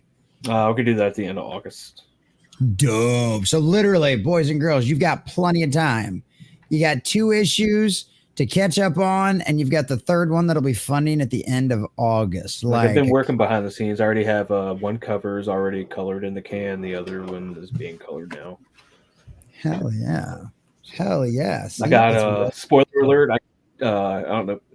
Dan Kemp, he used to color Spawn back in the Capullo Spawn. Like, he's colored a cover for me. That's a little Nice. bit of a little moment where I had to just like look at my wife, and she was like, "Who?" I was like, "Yes, I know. Yes." But it's crazy, man. We love our women, but most of us are never lucky enough to find one of them that's as nerdy as us. And yeah, you just have to look at her and go, I do that sometimes too. I look at my wife. I'm like, I know you have no idea what I'm about to say, but I have to tell you this because I need to get it out. And she's just like, that's cool. I'm like, but this is why it kind of matters. Oh, okay. Yeah. Mike Barron. Thanks for listening. Mike Barron sent me a DM on my birthday, and I'm trying to explain to my wife how big that is, And so it's like it's. He looked at the first script, the second treatment of Mythicals 1. Okay. And he was like, I can do the accent when he's not around. He's like, you got something. It's a little, you got something there. It's a little thin, and I didn't know what that meant at the time. And so here we are. Like, that gave me the confidence. I said, Mike Barron. I was like, and I pulled some Punisher stuff. Like, I was like, the guy who wrote this, I was like, the stuff that we watched, the microchip guy, all of that. I was like, all of that was him. And she was like, great, that's great, congratulations. I was like, See, the only advantage I have with mine is my wife, like, her dad loved Star Trek, So she knows like, oh, okay, Star yeah. Trek. Sure. So all I'd have to tell her is like, it's like me getting to meet Captain Kirk, right? Or Captain Picard. You know, it's like getting to meet him. You know what I mean? Like that's what it's like.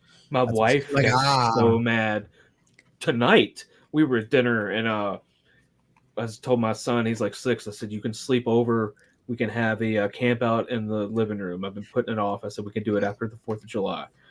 We can stay up and watch movies, and you can stay up as late as you want. I'll make like a little fort in there, you know, and we'll just lay down and watch. What do you want to watch? And he said, I want to watch X-Men and I want to watch Star Trek. And I looked at my wife and she said, I hate you. She was like, you're turning them into you. I said, the world could use more of me, honey.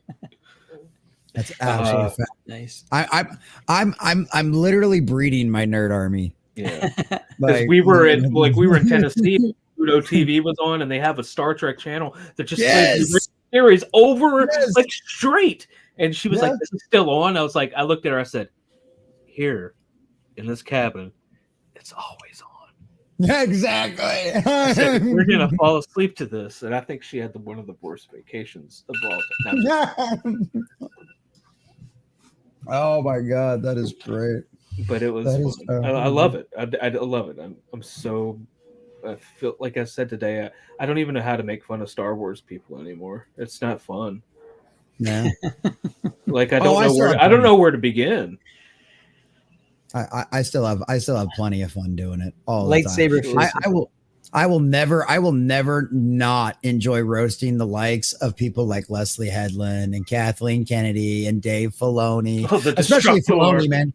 Especially Filoni too, because he's got so many simps out there. When I start ragging on Filoni, dude, they come out hard. And I'm just like, bring it, fucking bring it. I hate the Clone Wars. Y'all geek my ass. That stuff's shit. You know, I'm like, just fucking bring it. I don't care. But yeah. I liked it better when it was called John Carter, the Princess of Mars. But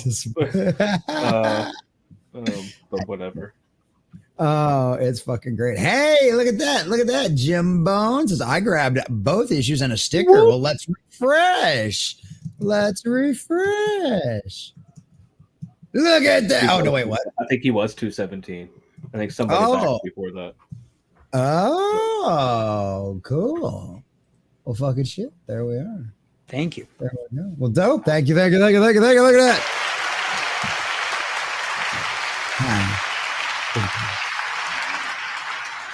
Mm-hmm. So that is right now we're less than $300 from 10K. Like I'm the only one, Von Coleman, and we're the only ones that he's the only one that's broke 10K that's not a former industry pro. And Pixel Trader, who's an artist, he's the only writer, I guess you would say. Right. Like it's hard, dude. I mean, Jason, I mean, as a writer, how hard is it to push a floppy? How hard would it be to push a floppy around here? It's hard, dude. Yeah, it's a rough market because right now, as my co-host Chris Faction says on the Friday nights, people are worried about buying eggs. Right now. Yeah. So it's a rough market. So kudos to you for almost hitting 5 figures there. And then question for you. I did you do an Indiegogo campaign or has it only been FunMyComic? I did. I've done all 3. I mean, is it taboo anymore? I don't care. I don't care. Okay. Yeah. None of the people who are going to rage against me being on Kickstarter, Indiegogo, are employed by South River Studios. They don't put money. They don't have any equity in this. They don't. Sure. You know. But so on all platforms, the first and second issue both cleared 10K, right? Yep. Fantastic work. Less than 12 on the first one, and last I checked, we're like, other than tonight, I don't know, like we were over 14.3K because I've had a few that the little signings and sure. People have pushed it to like relatives. I'm like, give me money. You want it? You want it. Take it. Support me. I'm your family. There you go. That one, the shame. I'm not against it. I'll shame my family. I'm not going to shame customers into it, but I'll shame my family. Nice. Yeah. No, it's like being in the arena. It's an uphill climb, and you have to stay sharp. Yeah. You have to keep. Like you can't be Mike Tyson and Buster Douglas. You can't just come out there in a campaign. You're like, I haven't done anything for 3 months, but they know me. Nah, boy, it moves fast, and that timeline moves fast. Like once I close my campaign to when I open it, it's gonna feel like, and in all this time, it's really gonna be like 5-6 months. Yeah. It's only gonna be 6 weeks, but it's gonna be like 6 months in hyper time. I call it. I don't know if I'm legally allowed to say that anymore. Yeah. Though. No, I think you're doing the right thing with having this as your main franchise and just continuing to because the long-term goals after issue 3 is to, in the early part of while I'm working on issue 4, do a trade collecting the first 3 issues. I'm gonna get Skunk Artworks to do a nice little painted EC type cover. Cool. And use that, try to raise enough off of that, and add some extras and some behind the scenes stuff and concept art, beef it up, and give something, a nice, because I'm like, I want to have my perfect bound, damn it. Yeah. To give to everybody. I want my, my thick book to give everybody. And so I'm going to use because the arts are, it's not going to cost me anything, but like, the cover and the production, right? Because there's going to be no stretch goals. I might do a card or a sticker, maybe a print giveaway like I normally do, the rock and roll stuff, because that's my brand now. Mm-hmm. And then use that to fund this other project I got going, as well as keep the fire going for the Mythicals, release that, and then just boom, like, look, I got another thing, and I deliver because it's already proven. I'm already a proven commodity by that point. You put out 3 books in a year and a half, you're kind of legit. As far, people will take you seriously. As far as that goes, like, you could knock my work all you want. You can knock my the way I go about things, but your taste in chips. Hey, Jason, I didn't want to put. We didn't need to put that out here. Okay. So, Comic Relief Crusader has a question. How hard was it for you to find a printer you could work with? It wasn't hard at all because I have a local one that I use for, like, little things, and like these black and white ones I did on the first one, and then I have a another printer where I upped the quality and kept the same price point for the customer. Nice. Very cool. Very cool. But it wasn't hard because I made relationships and I haven't burned bridges. Right. That's why. Right. And you're there pushing, you're there signal boosting other creators. You're in the chat. You're a fun guy to hang out with, and you're just you continuing to hustle, and people are going to be looking forward to issue 3 and then issue 4. So you're doing a great job. I love it. I have to drop for dinner, fellas. Everybody in the chat, please go check out the Mythicals. I've known Hojo going on over a year now. He's a great guy. Yeah. I've got 1 and 2 great reads. I got the digital of number 2. So I've read it. It's great stuff. Go check it out. If you love, and I'm not going to say it's like Claremont X-Men, but in terms of that team dynamic, and don't put that on me. Don't put that kind of pressure. In terms of the team dynamic, in terms of the building a world that doesn't overwhelm you with like pages of what do you call it? Synopsis and stuff like that. It's a natural, organic world building where you're like, I wonder what's behind that door. It's great. It's great comic book writing. Go check it out. And everybody have a fantastic 4th of July. I'll be back here next Wednesday. And Hojo, I'm sure I'll see you Friday on the Friday nights. Yeah, for more than I'm going to make it a point to stay there a minute. Have a great holiday, Jason. Only a minute, though. You get 60 seconds, Jason, and he's gone. I'm going to give at the minimum 3 messages. All right, go check out the Mythicals, people. Thank you. See you. See you, Jason. Good to see you, brother. Hi, thank you. Yeah, Claremont. I mean, way to just throw me a Molotov cocktail on the way out. Jesus, Claremont X-Men. We're not going to do that, folks. But yeah, I mean, he has an inspiration. He's on my Mount Rushmore. I mean, there you go. That would be dope. That would be really cool. There you go. But Michael, to answer your question about the cost of a campaign, Fund My Comic is working on like a calculator. So what you'll do is you figure out a page count and you will go by what you need. Long story short, if you're doing pencils, you don't need a penciler. So if you need a penciler, you need to get a penciler, inker, one that does both. You need a colorist and you need a letterer, and then you're going to need somebody to do pre-press. which is, if you can do that, I can't because I'm digitally retarded. You get somebody to get the PDF files, and that's what they give to the printer. It's all cropped, and they have the bleed and all that stuff, and the DPI and the resolution, and then they go to the printer, and they give you books back, and you pay for books. That's how it works.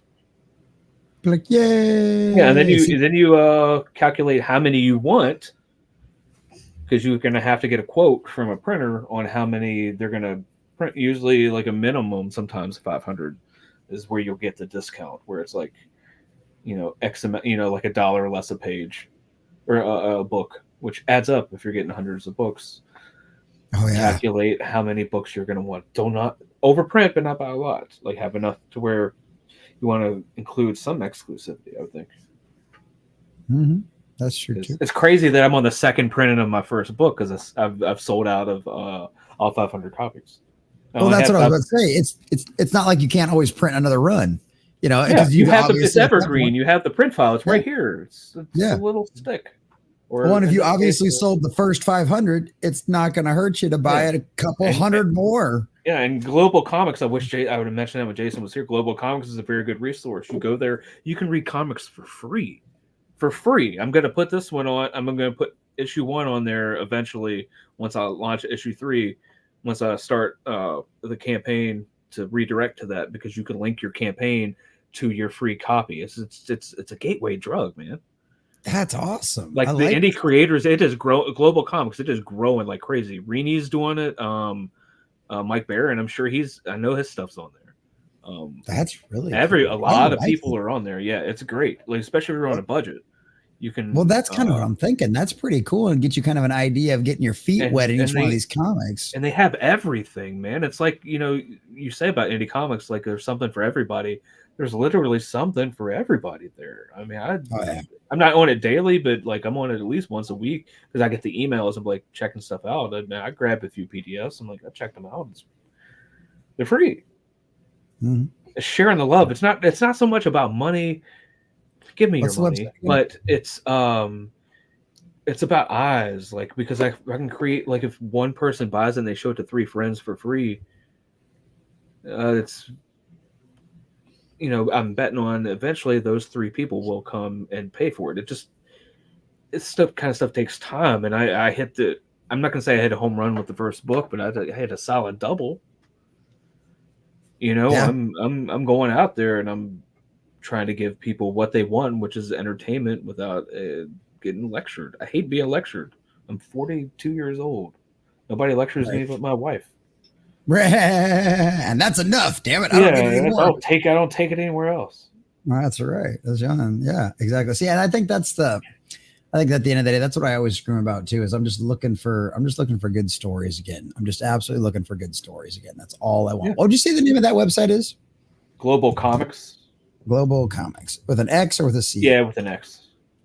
They got an app and everything. They're legit. Dude, I like it. I'm gonna have to check this out. Like my friend Pixel Trader, like AR13L, he did that Little Mermaid. It's like it's on Fund My Comic too. That was one of the first 20K campaigns. It's like the Little Mermaid, but she's like a mercenary, like taking out drug runners and stuff. And Colombian coke. They have a cocaine shark. You know how Cocaine Bear was cool, was funny.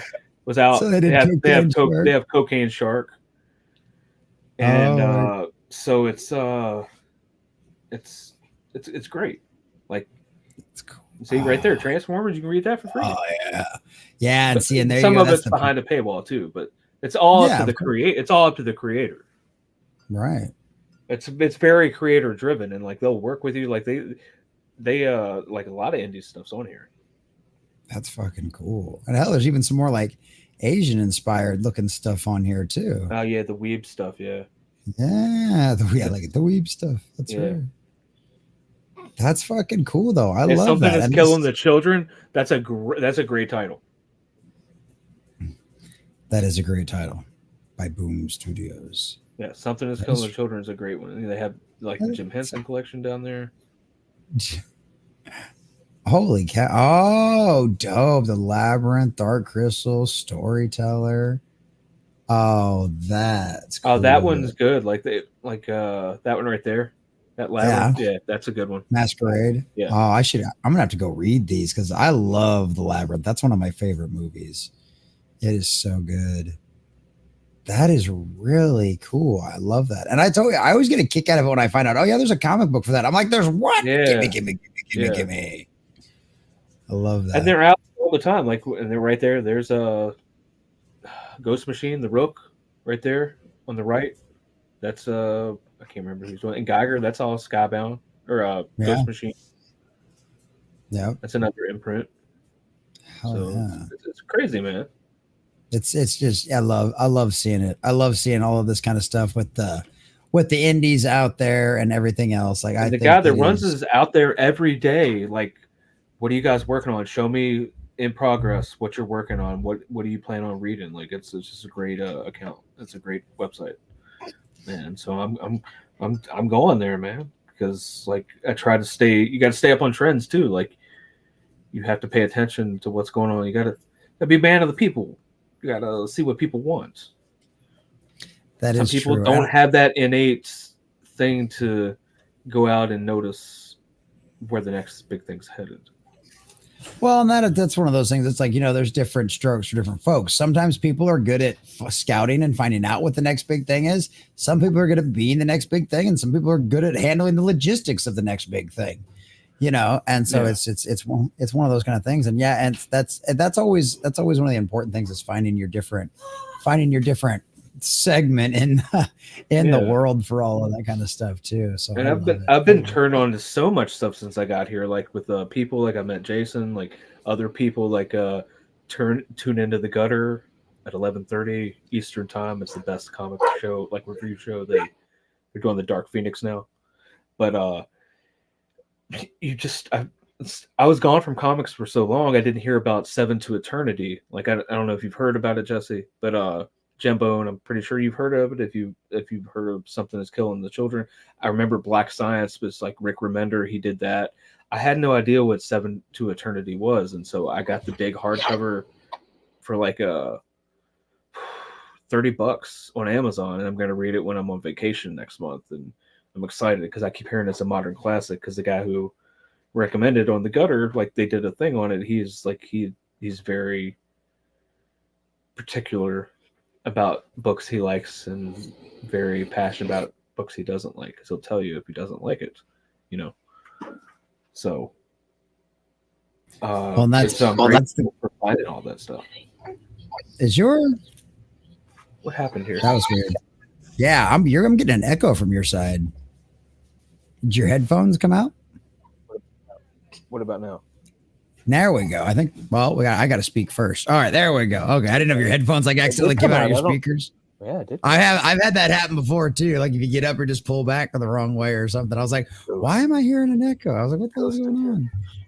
There's boo. So yeah, I love that kind of stuff. I love seeing all of this. I'm grateful for all this. Like, I mean, of all the negativity that's out there, and that's kind of how I found this, all this, because through negativity, and like people are like, this is crap, this sucks. I'm like, all right. Then I moved on, like, all right, well, there's got to be a lot of people who are saying, yeah, this sucks, but we're going to show you how to do it. We're going to do it ourselves. We know the indie market has always saved certain, things. Like the indie horror market is starting to overtake mainstream horror. They just don't know it yet. Like they keep wanting to make Halloween and Scream and Friday the 13th. Should we remake Nightmare on Elm Street? The answer across the board is no. Nobody wants it. Everybody is going to like, the Mia Goth stuff and the Terrifier that made all this money because of word of mouth and because people who really love the genre and want to be there take over. That's what happened in the late 70s when Neil Adams and all those people came in, these long-haired hippies that they didn't like. Came in here is like, we know these characters, we want to read, we want to tell good stories, let us do it, just give us a shot. And a lot of people are they're fed up with being told that they're the problem, it's not for them anymore, and we're like, cool, peace out, we're just going to go create our own thing. Well, and that's what you've seen. I think the Maxine trilogy is a great example of that too. And you have the same thing with Five Nights at Freddy's. Would they do that for $15 million? The Maxine stuff was done for like what? The first one was like 150 grand or something. It was 5 completely unknown fuckers in a bridge out in the or out in the wood in a cabin out in the middle of nowhere. You know what I mean? So it's like that's the way to do it. And they're gonna dominate with this kind of stuff. I mean, that chick Mia Goth's like a household name now. I know.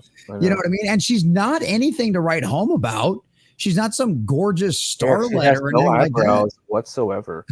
And I mean, she's got a little bit of a backside, but like her face ain't nothing really to write home about. But she's a good actress, and she could be a scream queen for the rest of her life and make a damn good living doing it. And you know, she really could. And shit. The horror conventions, like that's almost as like more lucrative than comic conventions. You know. Yeah, well, because that's because there's still good horror stuff out there that people love that they haven't screwed up. Like how like they've tried like wokeifying, like they kind of did it with The Exorcist, right? But they've only done it with like a few of the franchises, and it's still. And the problem is the horror doesn't have Disney behind it. It doesn't have like that kind of stuff. So they put one flop out, and they're like, it's like that last Exorcist flop. They fired everybody, and they pulled the guy that did Midnight Mass off of Netflix. Which, if you have not watched Midnight Mass on Netflix, I highly recommend it. It's the same guy that did like The House on Haunting Hill on Netflix. The guy is good at horror. He is really good. And I'm like, oh, you gave him the keys of the kingdom on The Exorcist? I'm willing to give that a shot. Because the guy is good. And it's like, but that's what it's like. The horror industry for Hollywood is like the video game industry for like other things where you've seen it's like you put out one flop and your studio's over. Well, you know what I mean? I don't know who's directing the new Alien film, but that trailer that was a rock solid trailer. It had me excited, and I'm so glad I didn't see aliens on top of helicopters getting shot with machine guns. The first Alien movie, like I saw it when I was like 5, man, it scared I wasn't supposed to be watching it. No. But like it was the scene where it just got in him, like the face hugger thing. And I was just like, man, like I had nightmares about that. And seeing that trailer like reminded me of when I was a little kid. Like that's gonna legit scare people if they can keep up that. If they can keep them in that what I call the box.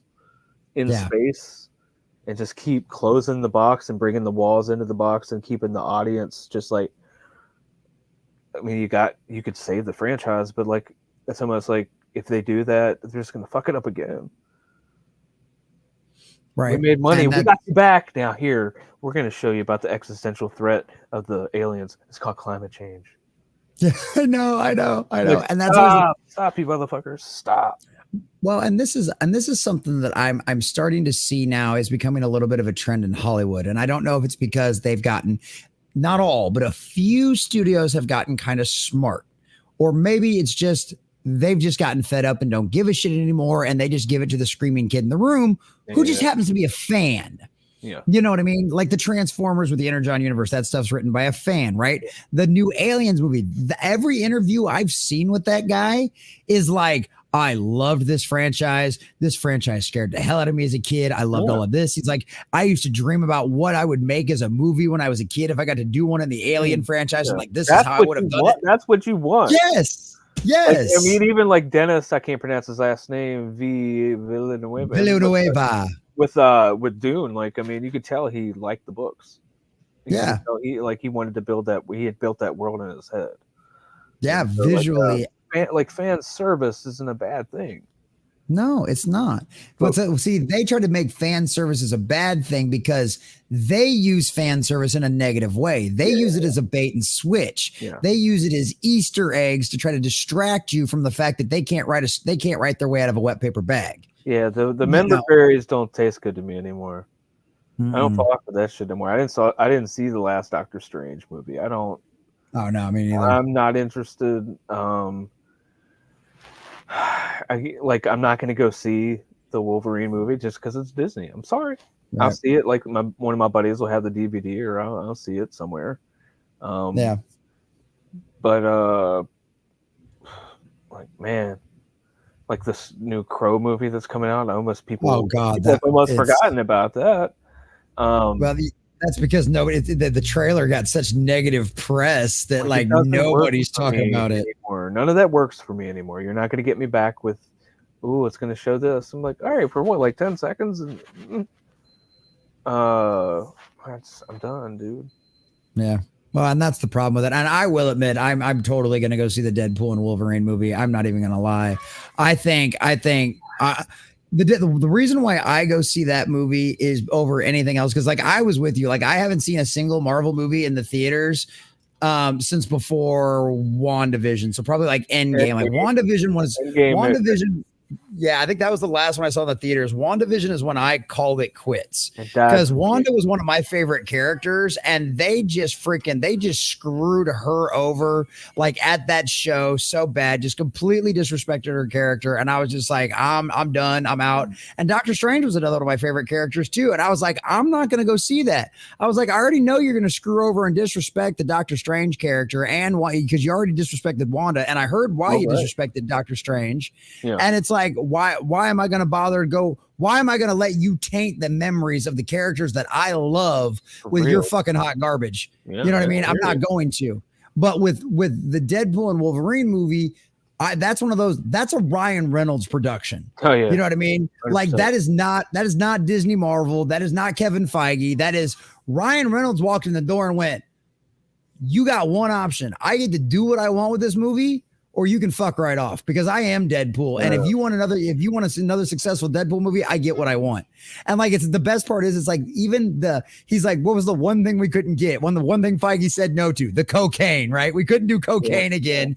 I couldn't smash kilos of coke into my face again. You know, it's like, okay, fine. But we made the joke about it. We made the meta out of it. And like, I think there's going to be enough of that in there. And it's like, it's, and you're lining, because guess what?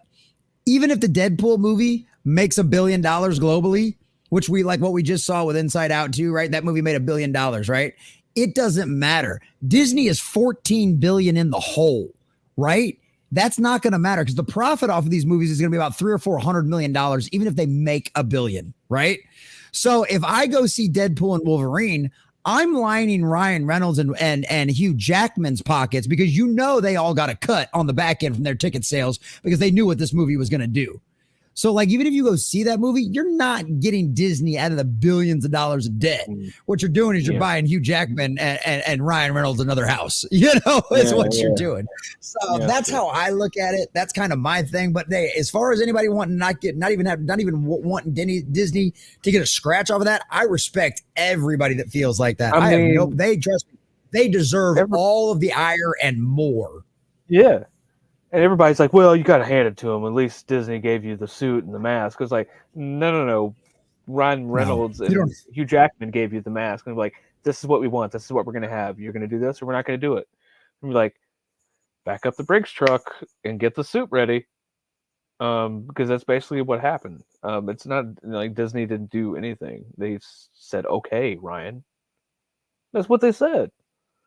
Because he knows, he knows there will never be another live screen Deadpool other than Ryan Reynolds. Never. Not a live action one. Not that will ever hold a candle. You cannot follow that. No, you absolutely can't. Because you're gonna everyone in the future that ever tries to play Deadpool again, baby, go play. Everybody that tries to play Deadpool in the future will be compared to Hugh Jackman's. Like, unless you're, or not Hugh Jackman's, well, Wolverine too, but Deadpool will be compared to Ryan Reynolds. And unless you pull, and the Deadpool character isn't like the Joker, where you can literally make it your own. You know what I mean? Because Deadpool's got a very specific personality. There's been several iterations of the Joker, because the character's been around. Well, he goes into the public domain in about 10 years. You know what I mean? So that shows you how long he's been around. You know what I mean? So it's one of those things where there's been a million iterations that Deadpool, you're never going to get another one that'll ever be anywhere near as good as Ryan Reynolds. Ryan Reynolds will play that character until he dies. So yeah, he had all the power when it came to those negotiations, when it came to doing what he wanted and everything else. And that's why the first trailer was so spot on. I'm Marvel Jesus. I'm here to save your asses. And that's exactly what he's doing. You know, what would have been funny, like if the execs at Disney want to meet with you. He's like, okay, here's what's going to happen. Like he shows up as Deadpool. It sounds like, now, tell me what I'm gonna say fuck no to. You know, like that would have been just the most epic, because that's what I would do. Right. That's exactly what I would do. Like, I just want to let you know that feeling you have. Yeah, that's my hand around your balls, because that's where I have them. Like that right there would be so money. Oh yeah.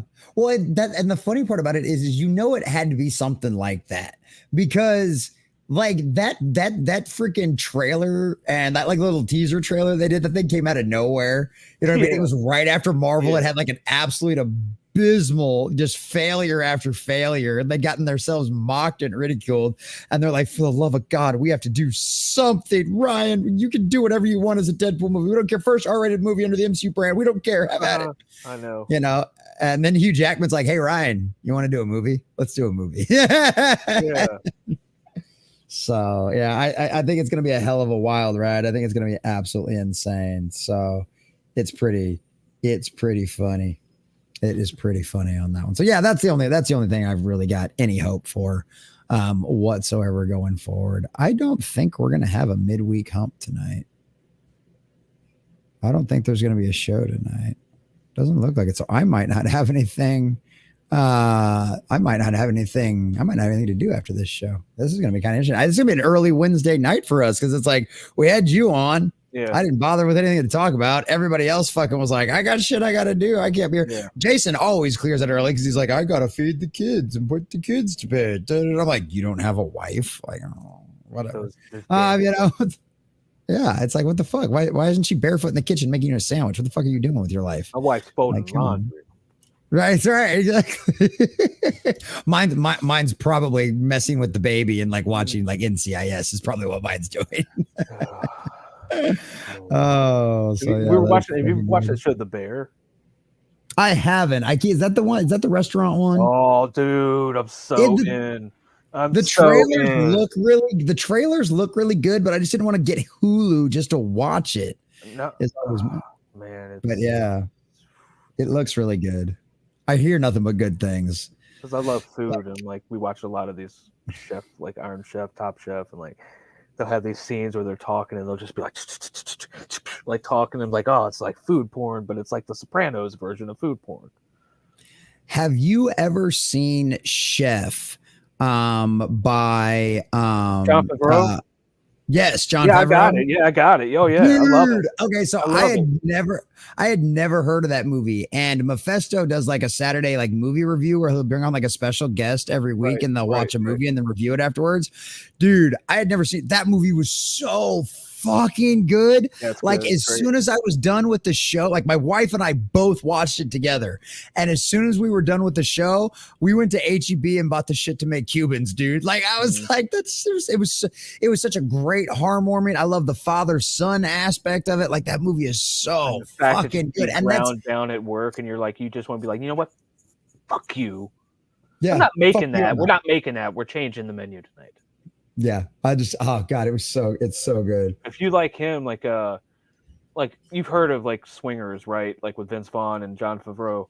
Yeah, I've heard of it. Yeah. All right, watch Swingers and then watch his other one they did together. It's like a hidden gem. It's called Made. Yeah, it's where they're trying to be like gangsters or whatever. But Vince Vaughn is just like in Swingers, he's Vince Vaughn. That's how everybody discovered him. Like, oh, this guy's funny. He's crazy.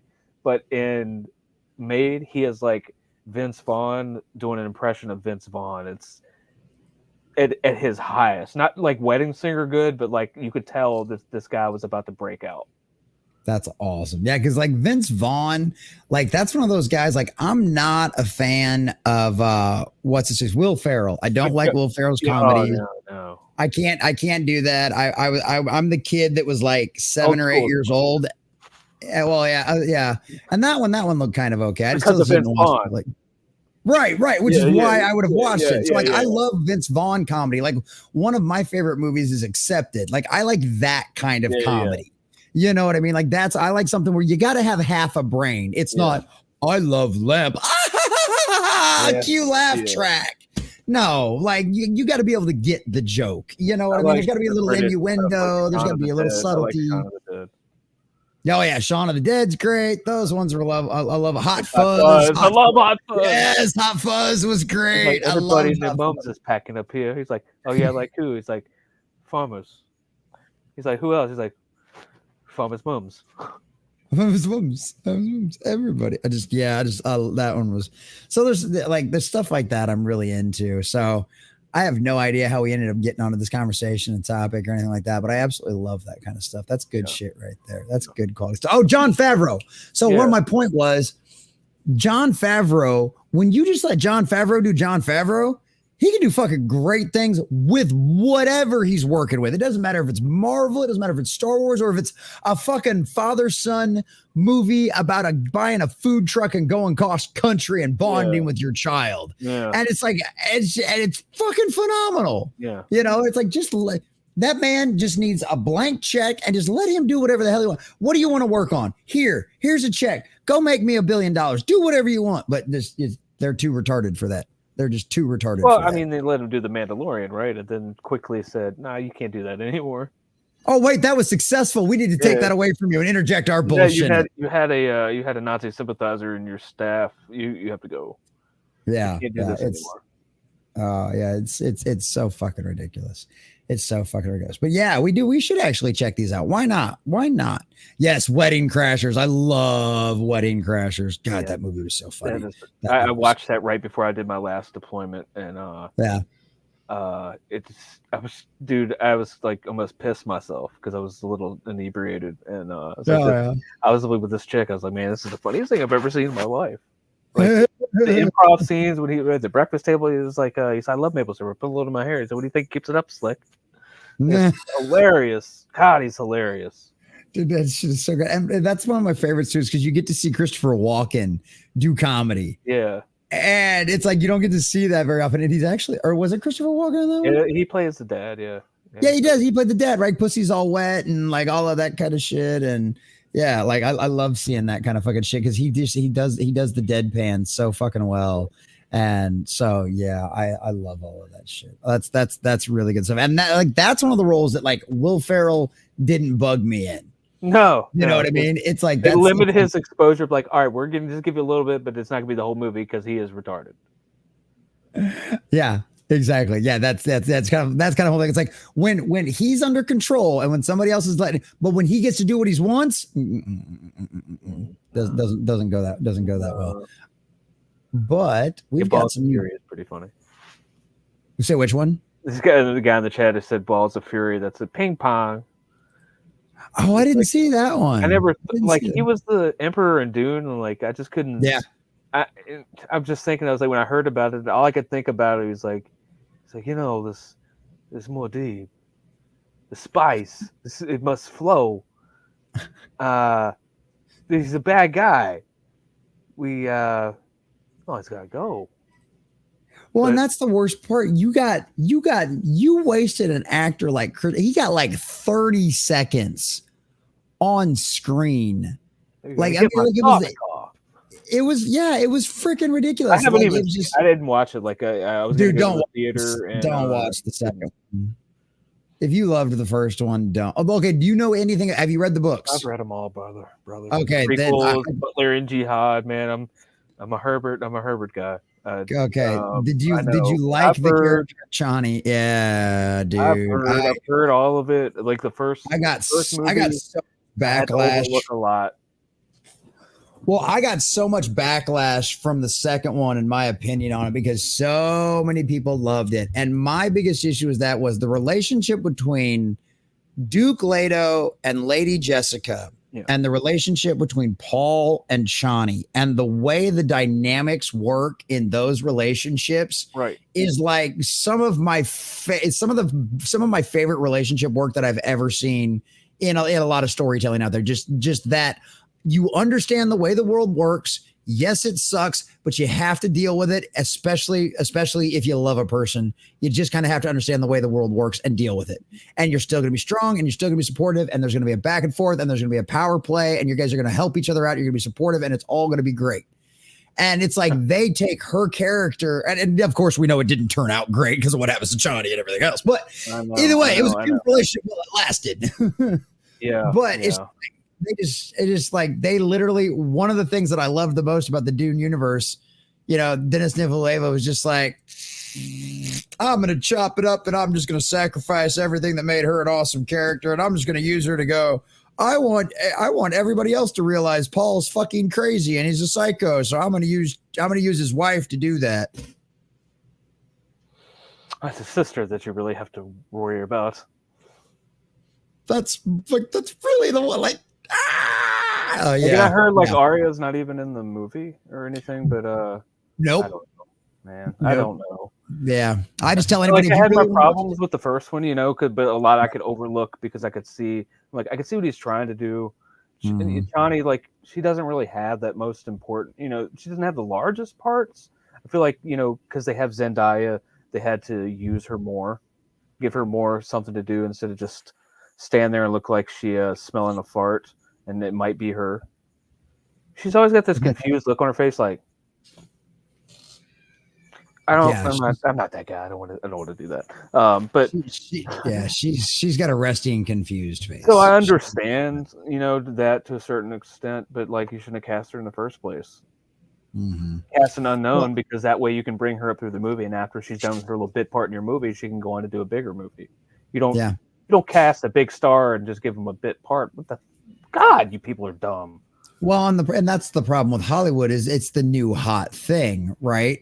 Like Pedro Pascal. You gave the unknown the big role. That's what you did. Right. I'd never heard of Timmy Shamalama Ding Dong until all that happened. Until Dune put him on the map. So whatever, man. I just don't. Sometimes I don't understand how Hollywood works, but then again, I do understand it, and that's what breaks my brain.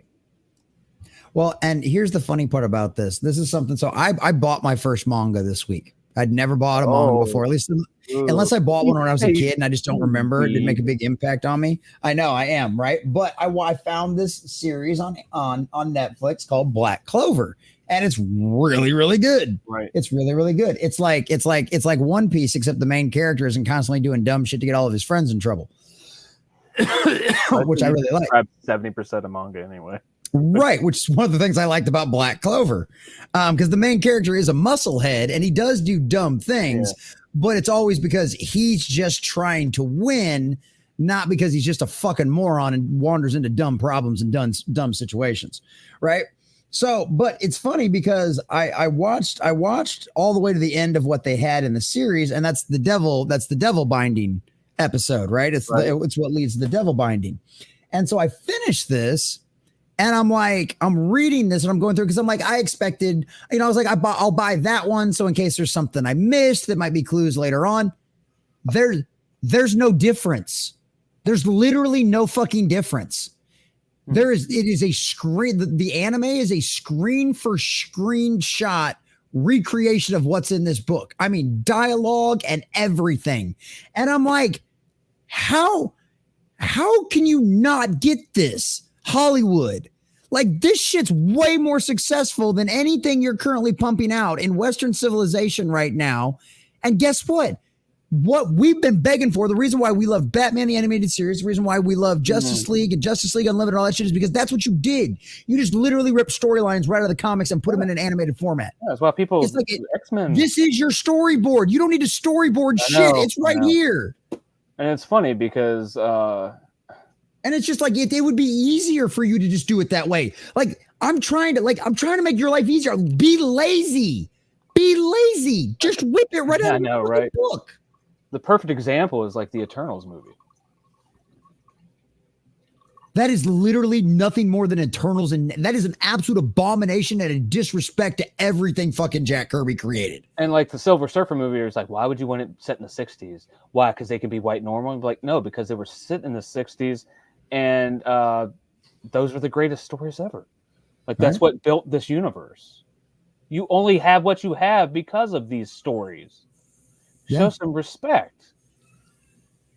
And that's always the same problem that we face is we're dealing with a group full of ego narcissists. And so they had to like do a subtext on it, like, well, just to clarify, the new Fantastic Four movie is set in an alternate timeline and is not. I'm like, what? It's set in the 60s in an alternate timeline. It is not a part of the main 616. What you spent all that time bitching about what Fox did to the Fantastic Four franchise, and you're like, we're gonna get it back. They're coming home. We're gonna do them justice. And then you're like, oh, sorry, it's Pedro Pascal. It's set in the '60s. He would definitely be the leader of a think tank in the '60s. They would probably think he was a Cuban spy. He wouldn't be in charge of a government think tank. I'm sorry, but that's just what it would have been in 1961. Now stop. Like I said, make that movie, make the coming of Galactus this epic event and not the end of the first movie, because they're going to have a female Silver Surfer, because it's an alternate timeline. And I'm really, really trying not to spurg out on these people. Well, because and the more I think about it, the more I don't want to see it. And the more and the worst, the rumor, according to the rumor mill too, which the rumor mill has been pretty fucking spot on with this movie the entire time, right? Pedro Pascal, the casting especially. Pedro Pascal, the female Silver Surfer thing that we heard like 2 fucking years ago. Sure, they're not going to do that one. Right. We really thought they are that fucking retarded. Here's the latest one though, right? Because we know that the female Silver Surfer that they're using is the original Silver Surfer's wife, right? Yeah. I didn't even want to try to pronounce. Yeah, I didn't even want to try to pronounce the names. But like, so now the rumor is that that means they're gonna have to bring in the original Oren Rand, right? The original Silver Surfer. Norrin Rad. He's Norrin Rad. His lover. Right. So the thing is like that they're supposed to bring him back in now, and it's like, oh, so what? He's gonna come in as the hero to save his girlfriend from Galactus? Like, that's the only thing that would make sense.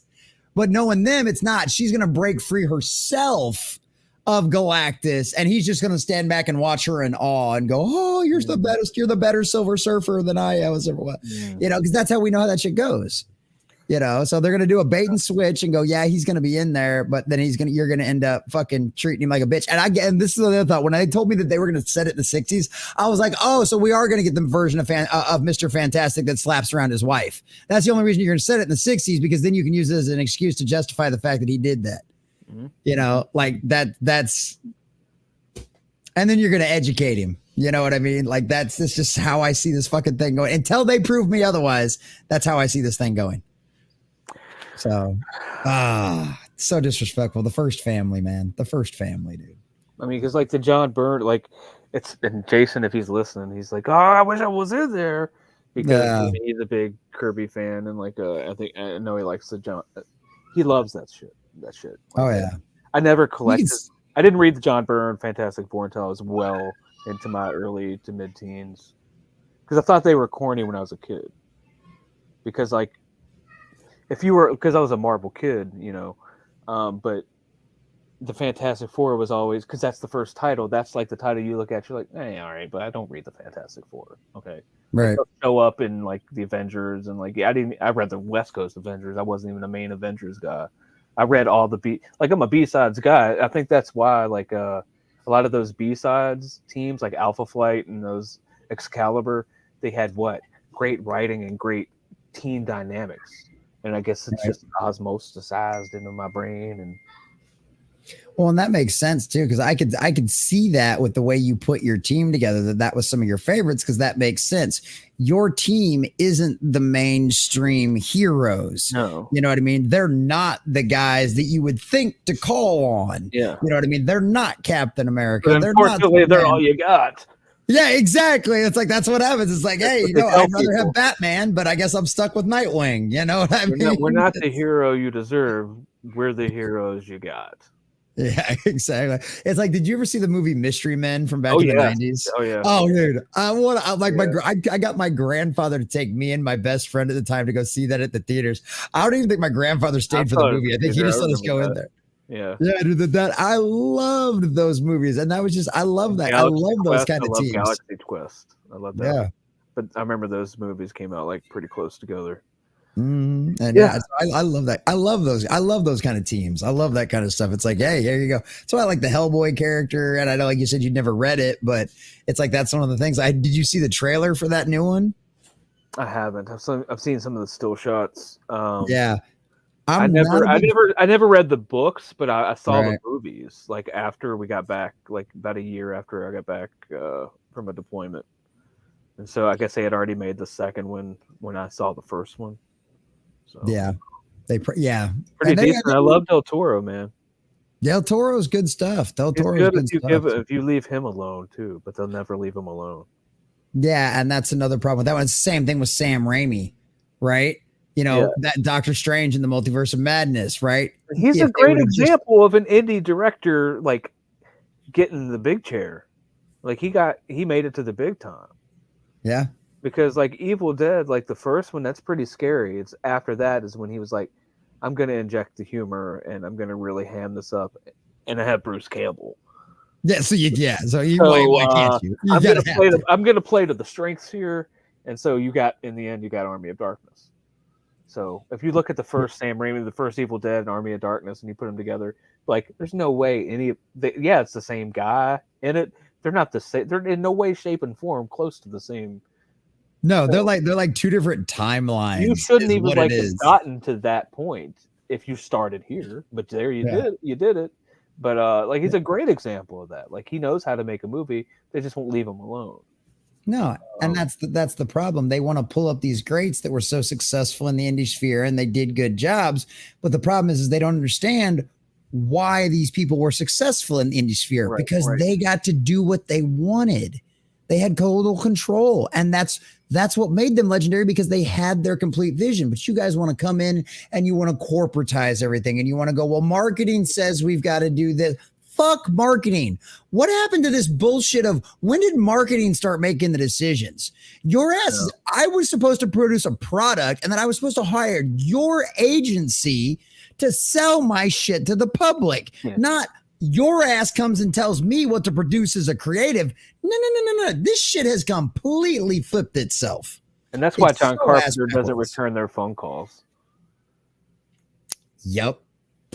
Because that's why he will every now and again. John Carpenter's Vampires. It was always John Carpenter's X. Yeah. Because if you had that name attached to it, you knew it was worth it. I can't believe he ever signed off in any way on that like Thing prequel. I didn't see the Thing prequel, but they want to do something with it again, and like I don't know if he's going to get to the age where he's just like, just fuck it, just let me. And this time, let me do the music because he does a lot. He's a musician too. And but he's just one of those guys that like a lot of people they march to the beat of their own drummer. And like if you don't like my book, that's cool, but I'm gonna keep selling. I'm gonna keep marching on because I don't know anything else at this point now. Because I got to get the story out. I got to get the shit out of my system. Well, and that's always the other biggest thing too, is when you've got that creative bone in your body. Cause it's like, I've got something that's been sitting around in my head for years. And it's funny because there's a good YouTube channel that the only reason I got into them was because they had an interview on there with Chris Gore.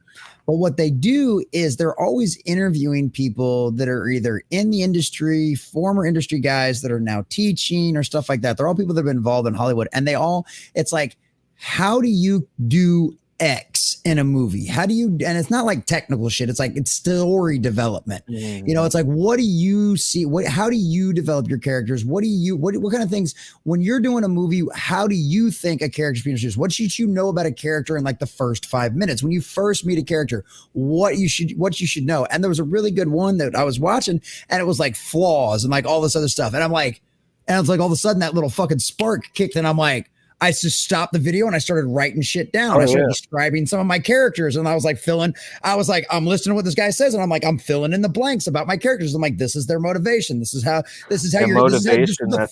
That's the end all be all. Right. This is their motivation. And this is how they act. This is their personality. And this is the first scene you will see of them that tells all of that because that's what he was telling you how to do. And I'm like, I learned something. I get that. I know exactly what he means. And like that immediately inspired me to go and write all this shit down. Right. And I'm like, I love that channel and I love hearing about stuff like that because it's great. It's great experience. Learn from the people that came before you. There's a reason why they're successful. Yeah, I've been listening to a lot of writing stuff like Jim Zub. He's actually doing Conan right now. And he does these tutorials like writing about like how to do a proper outline and how to do pitches and how to you have to master the 3-act formula. Well, some people will say 4-act, but right. You have to learn how to tell a story in order to craft a tale. there's a tale, and there's a difference between in my opinion, there's a difference between like a tale and a story. The story is like a format. It's a roadmap. The tale is the stuff you see along the way. Like you can say, "Hey, we're going here." It doesn't sound the same. It's not the same as experience, and it's like it's not the journey. It's not the destination. It's a journey. But that's what it is. Like Right. But you have to know how to get there. You have to have you have to have the right tools in your toolbox. Whatever euphemism you want to learn, use.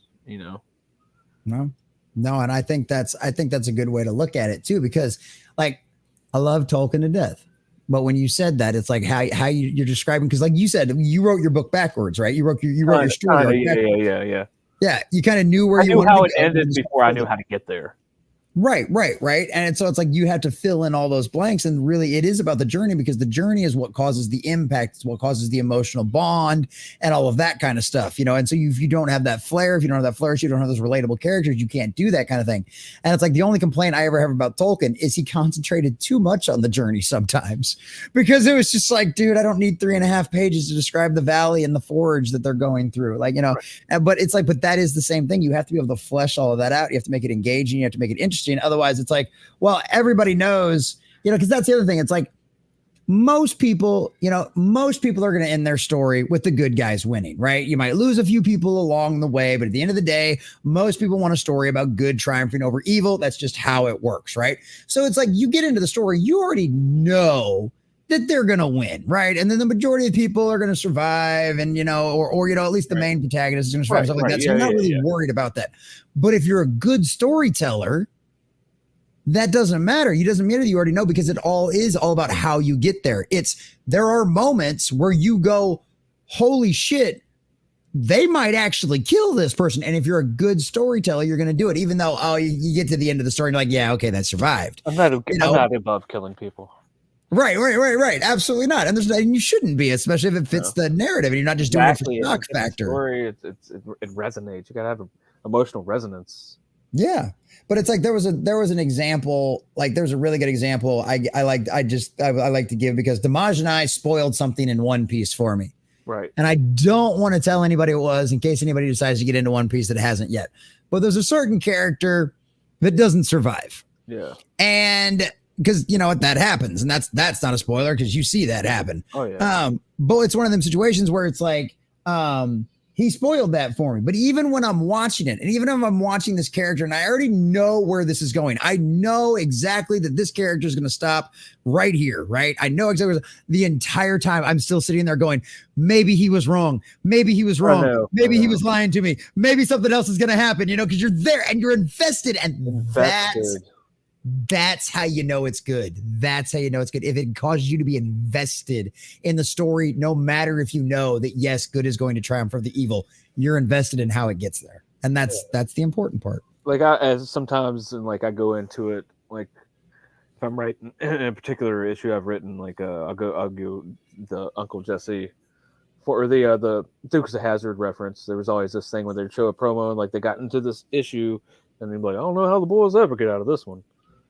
Like I want the reader to feel that, like there's no way they're coming out of this one, right? And sometimes maybe they do, maybe they don't, but you have to, when you get it to where somebody is so pissed at you that you killed a character, you should be glad in a way that somebody cared that much about a fictional character that they took time out of your day to be pissed off about it. Like, because guess what? I made you feel something. At least you're not pissed off about whatever retarded things out there in the world. And you put in the effort to tell me you're pissed off too. That's how much you care. It shows I did my job.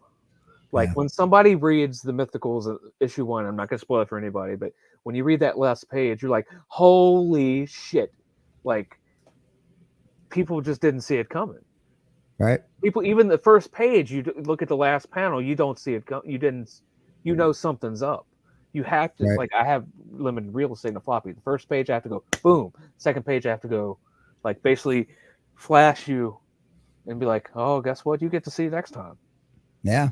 Well, and that's what they, like, the first time I ever heard that reference was they called it the Spielberg intro, right? Where like, and then the classic example is Jurassic Park. If you remember that first scene in Jurassic Park, right? You don't really know what's going on. You just see a bunch of guys running through some tall grass. They grab something, and then a guy and then all you see is a guy reach his arm in there, and all you see is him pull back this bloody stump that's squirting out blood, and then you hear the sounds and you hear the screams and everything else, and then all you see is that eye, and you hear the breathing, and that flat, and that eye just kind of blinks at you once, and then this whole screen goes blank.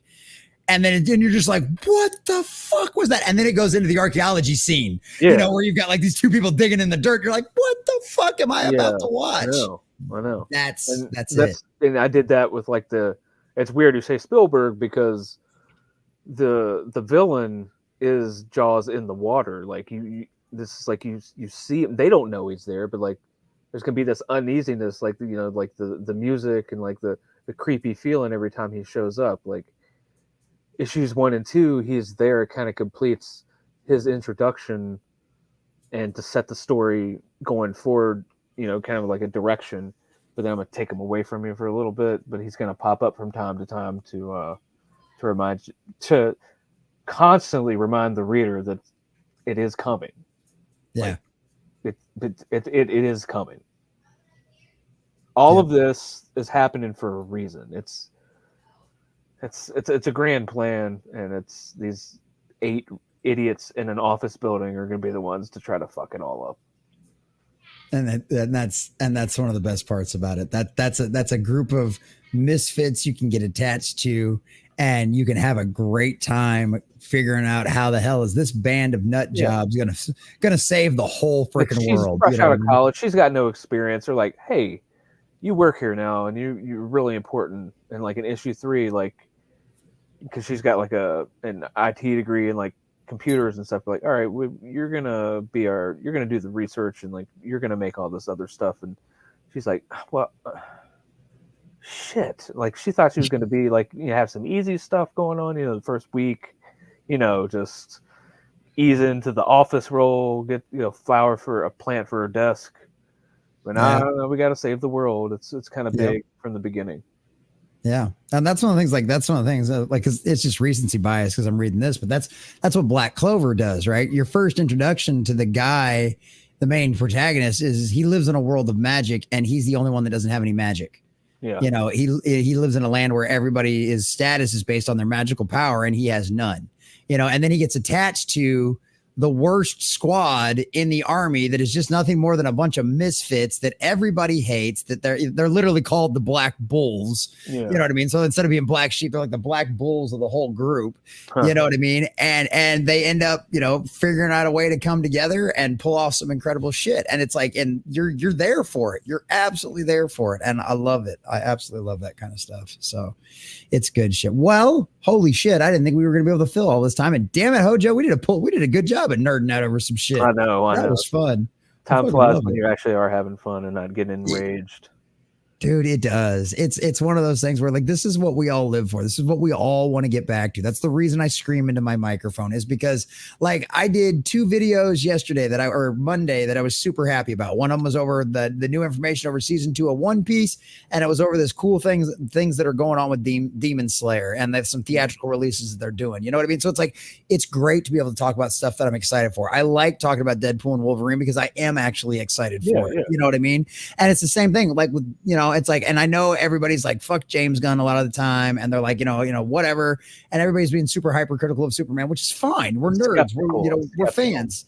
Yeah. Skeptical. I'm and it's like, because they made me one.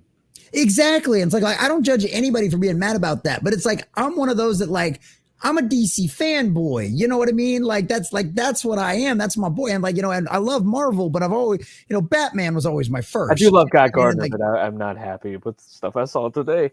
But I don't like the hair. I don't like the hair. I don't like the outfit. But I think from the rumor mill, it sounds like there's reasonings behind that. And they'll address those in the movie. But it's it's for other reasons that I don't want to get into in case anybody's actually want to get spoiled. But it's one of those things because, like I said, I cut my teeth doing spoilers and like leaks from inside of Warner Brothers when I first started. Like I knew about Henry Cavill, and I was right about Henry Cavill because I was listening to guys that had there were the leakers that knew what the fuck they were talking about, And so it's like, it's like I want to see it be good, and but at the same time, it's like I get not everybody's excited about it, and those videos don't always do the best. But you know what? I'm gonna talk about them anyway, because we got to talk about the good as well as the bad, because otherwise we'll all go fucking insane.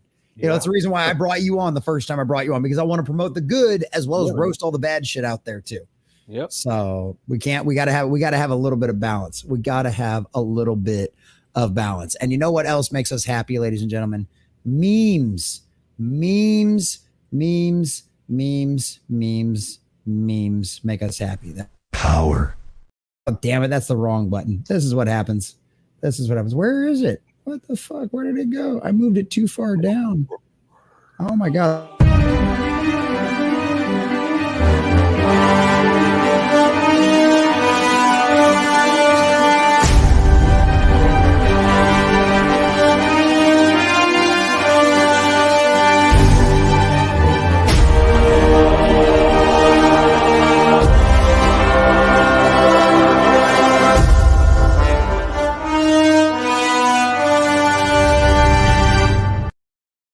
There we go.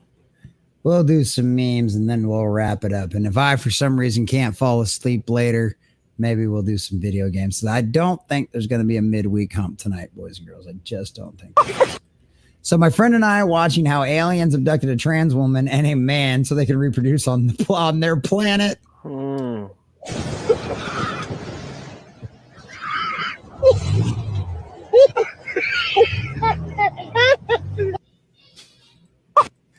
Jokes on the aliens. Welcome to hell. Huh, less fire than I thought. Hell is unique to each individual. Okay, what's mine?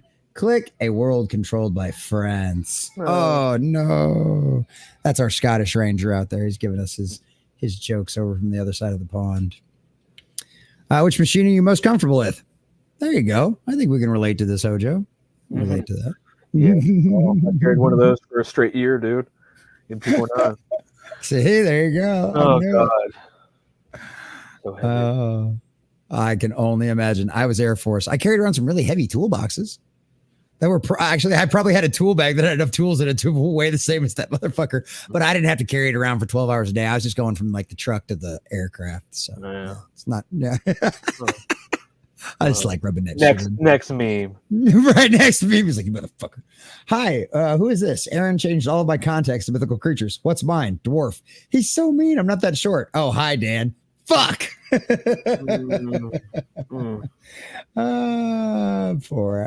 Dan. Poor Dan. That's a lot of memes the past, I would say, I don't know, 6 days. Oh, yeah. Well, because we save them up for a week and then we bring them all in on Wednesday nights. Good way to finish out the night in case we have to talk about really bad things. At least we can laugh before we leave. Mark Zuckerberg, Facebook CEO Mark Zuckerberg faces Congress live anal. There you go. I mean, I heard Facebook was having issues making money right now. So, I mean, I'm not going to judge the man. Oh, man. Oh, yeah. That was such a dumb mistake. Public school is brainwashing you into a compliant citizen. If those kids could read, they'd be very upset. That's right. Oh, there you go. Kitty flips, of course, our kitty. Dutch woman on holiday in Spain telling Pepe what kind of ice cream flavor she wants. Oh. Whoa. That's the dude, where's my car alien? Sire, the orcs are here. Well, don't be racist. Let them in. Did you hear about that? Did you hear about what Wizards of the Coast did? Nah. Orcs are now Spanish. They turned the orcs into Mexicans. You should see some of the new art. Oh my God. It looks like it's straight out of Mexico. It's so fucking funny. Oh, a bunch of fucking racists. Oh God. Yeah. How things have evolved. No shit. Roommate wanted. That's okay, boys and girls. I got 5 kids. I started watching anime in 2022, 2023, and 2024. I love it. Keeping them out. Hey, look, I'm not trying to change nothing. I'm just going in and enjoying it. And I'm buying the books and learning more. Oh, that's brilliant.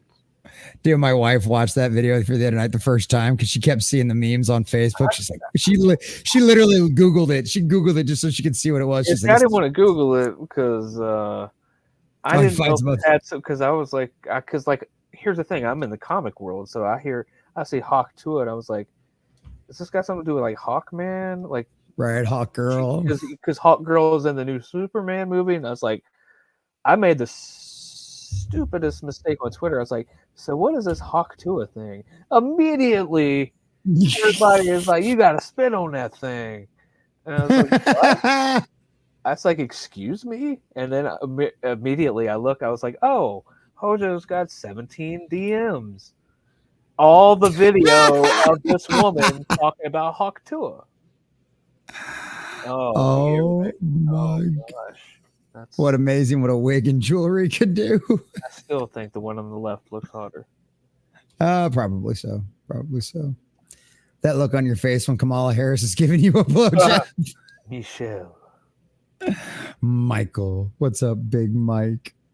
Oh, God. Ah, shit.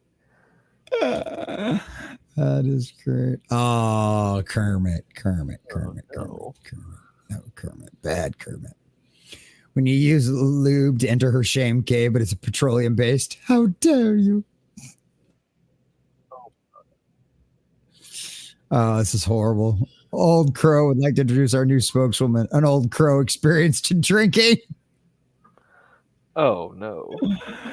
I mean, it could have been Hillary Clinton as well. It could have. I'm not a doctor, but if anyone here is going to save this man's life, it's the girl on the right. Yeah. You heard of Where's Waldo, but have you heard of Where's Sonia? Oh, Sonia. Yeah, Sonia Lissette. She's one of our mods and one of the girls that's going on. Haven't seen her around in a while. Yeah, I've seen her around. Yeah, she's cool. That's a good point, Lavistro. Need to go tell her. I hope you tagged her in that one. I hope she saw it. That's funny. You're not the Flashberry. We are. Oh, no. We're struck by lightning and put in a coma for 9 months. We did not have to go into the Speed Force hell for 9 months. We did not have both our parents murdered by speedsters. I did. Yeah. That's your sister, dude. How did nobody ever get past? I would never want to bang my fucking adopted sister. Yeah, that was kind of odd. That was kind of weird. But it's just like my thing was it's just, they cucked Barry Allen so much towards the end of that show. It was so bad. I liked it when they had that little firecracker on the police force that he was dating for a while.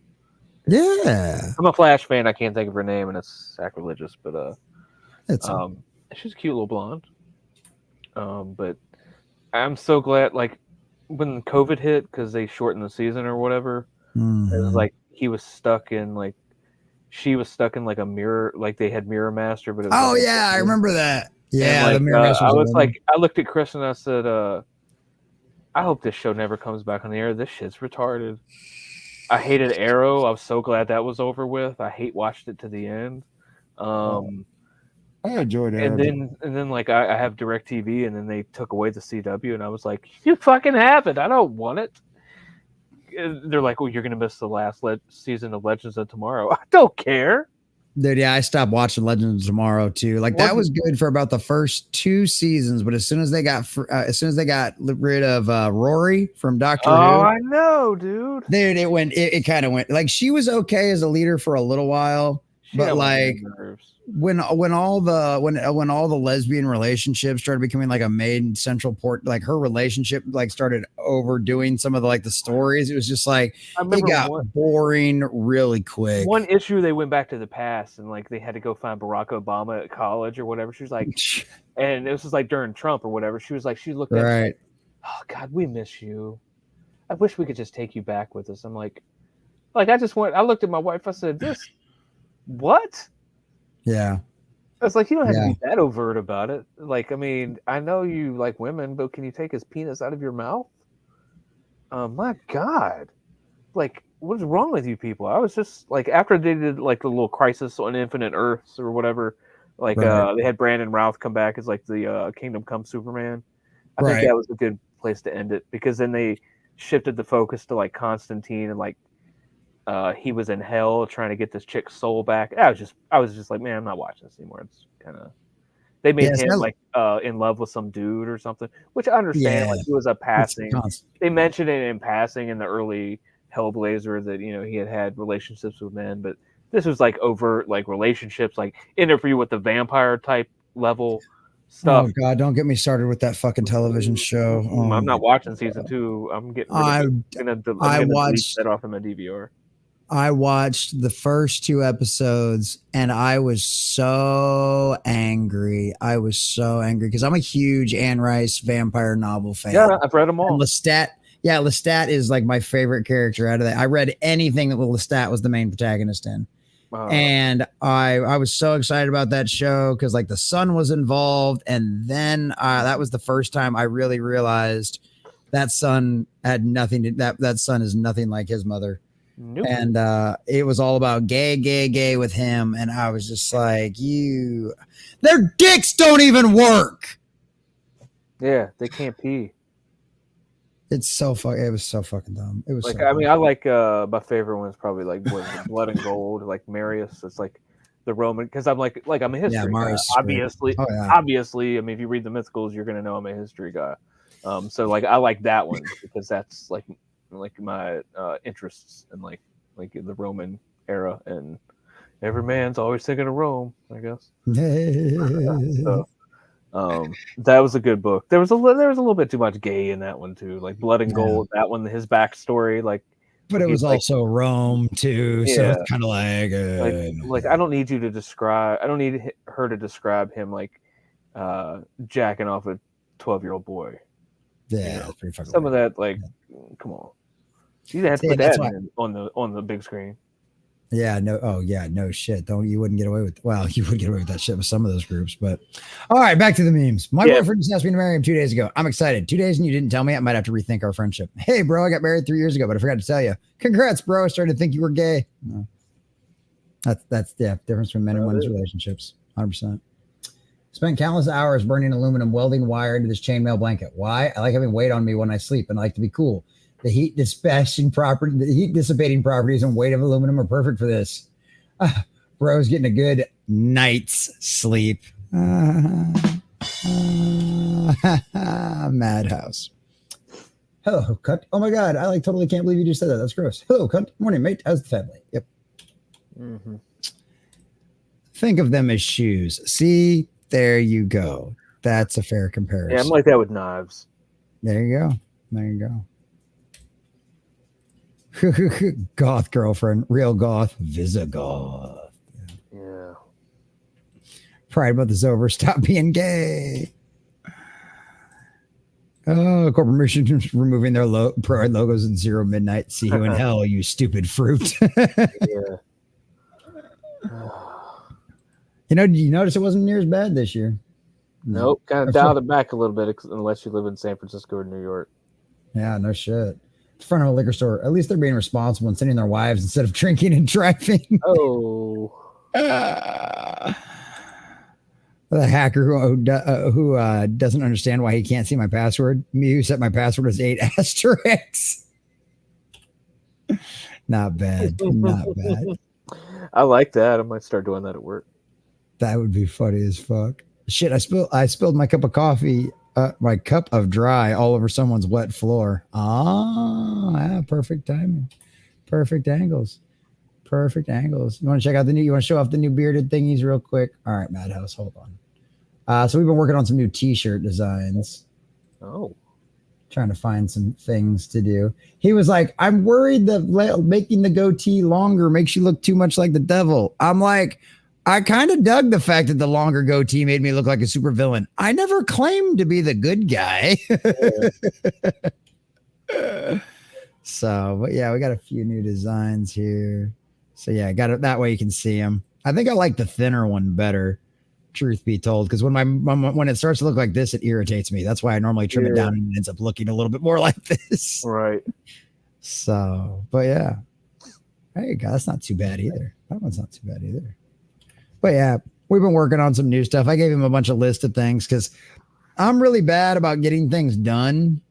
And don't make comics then. Right. Well, it's not. It's just that I'm doing so much other stuff. So I have this list of things that I want to do. Like I have this list of t-shirt ideas that I was going to design stuff around. Because I make thumbnails. I can do shit like that. It's not that big a deal. I don't need anything fancy, except that's been 6 months. You know what I mean? And it's like, it hasn't fucking happened. So Parathis kid, Levistro kept harassing me. It was like, you just need to ask other people for help, ask people for help. Blah, blah, blah. I'm like, fine. So we made a help wanted section in the Discord. I'm like, here's the ideas that I haven't got a chance to get to. If anybody wants to help or volunteer, have at it. Right. So, yeah. So just quality of life improvements around the channel and stuff like that, you know, different thumbnails, different more professional.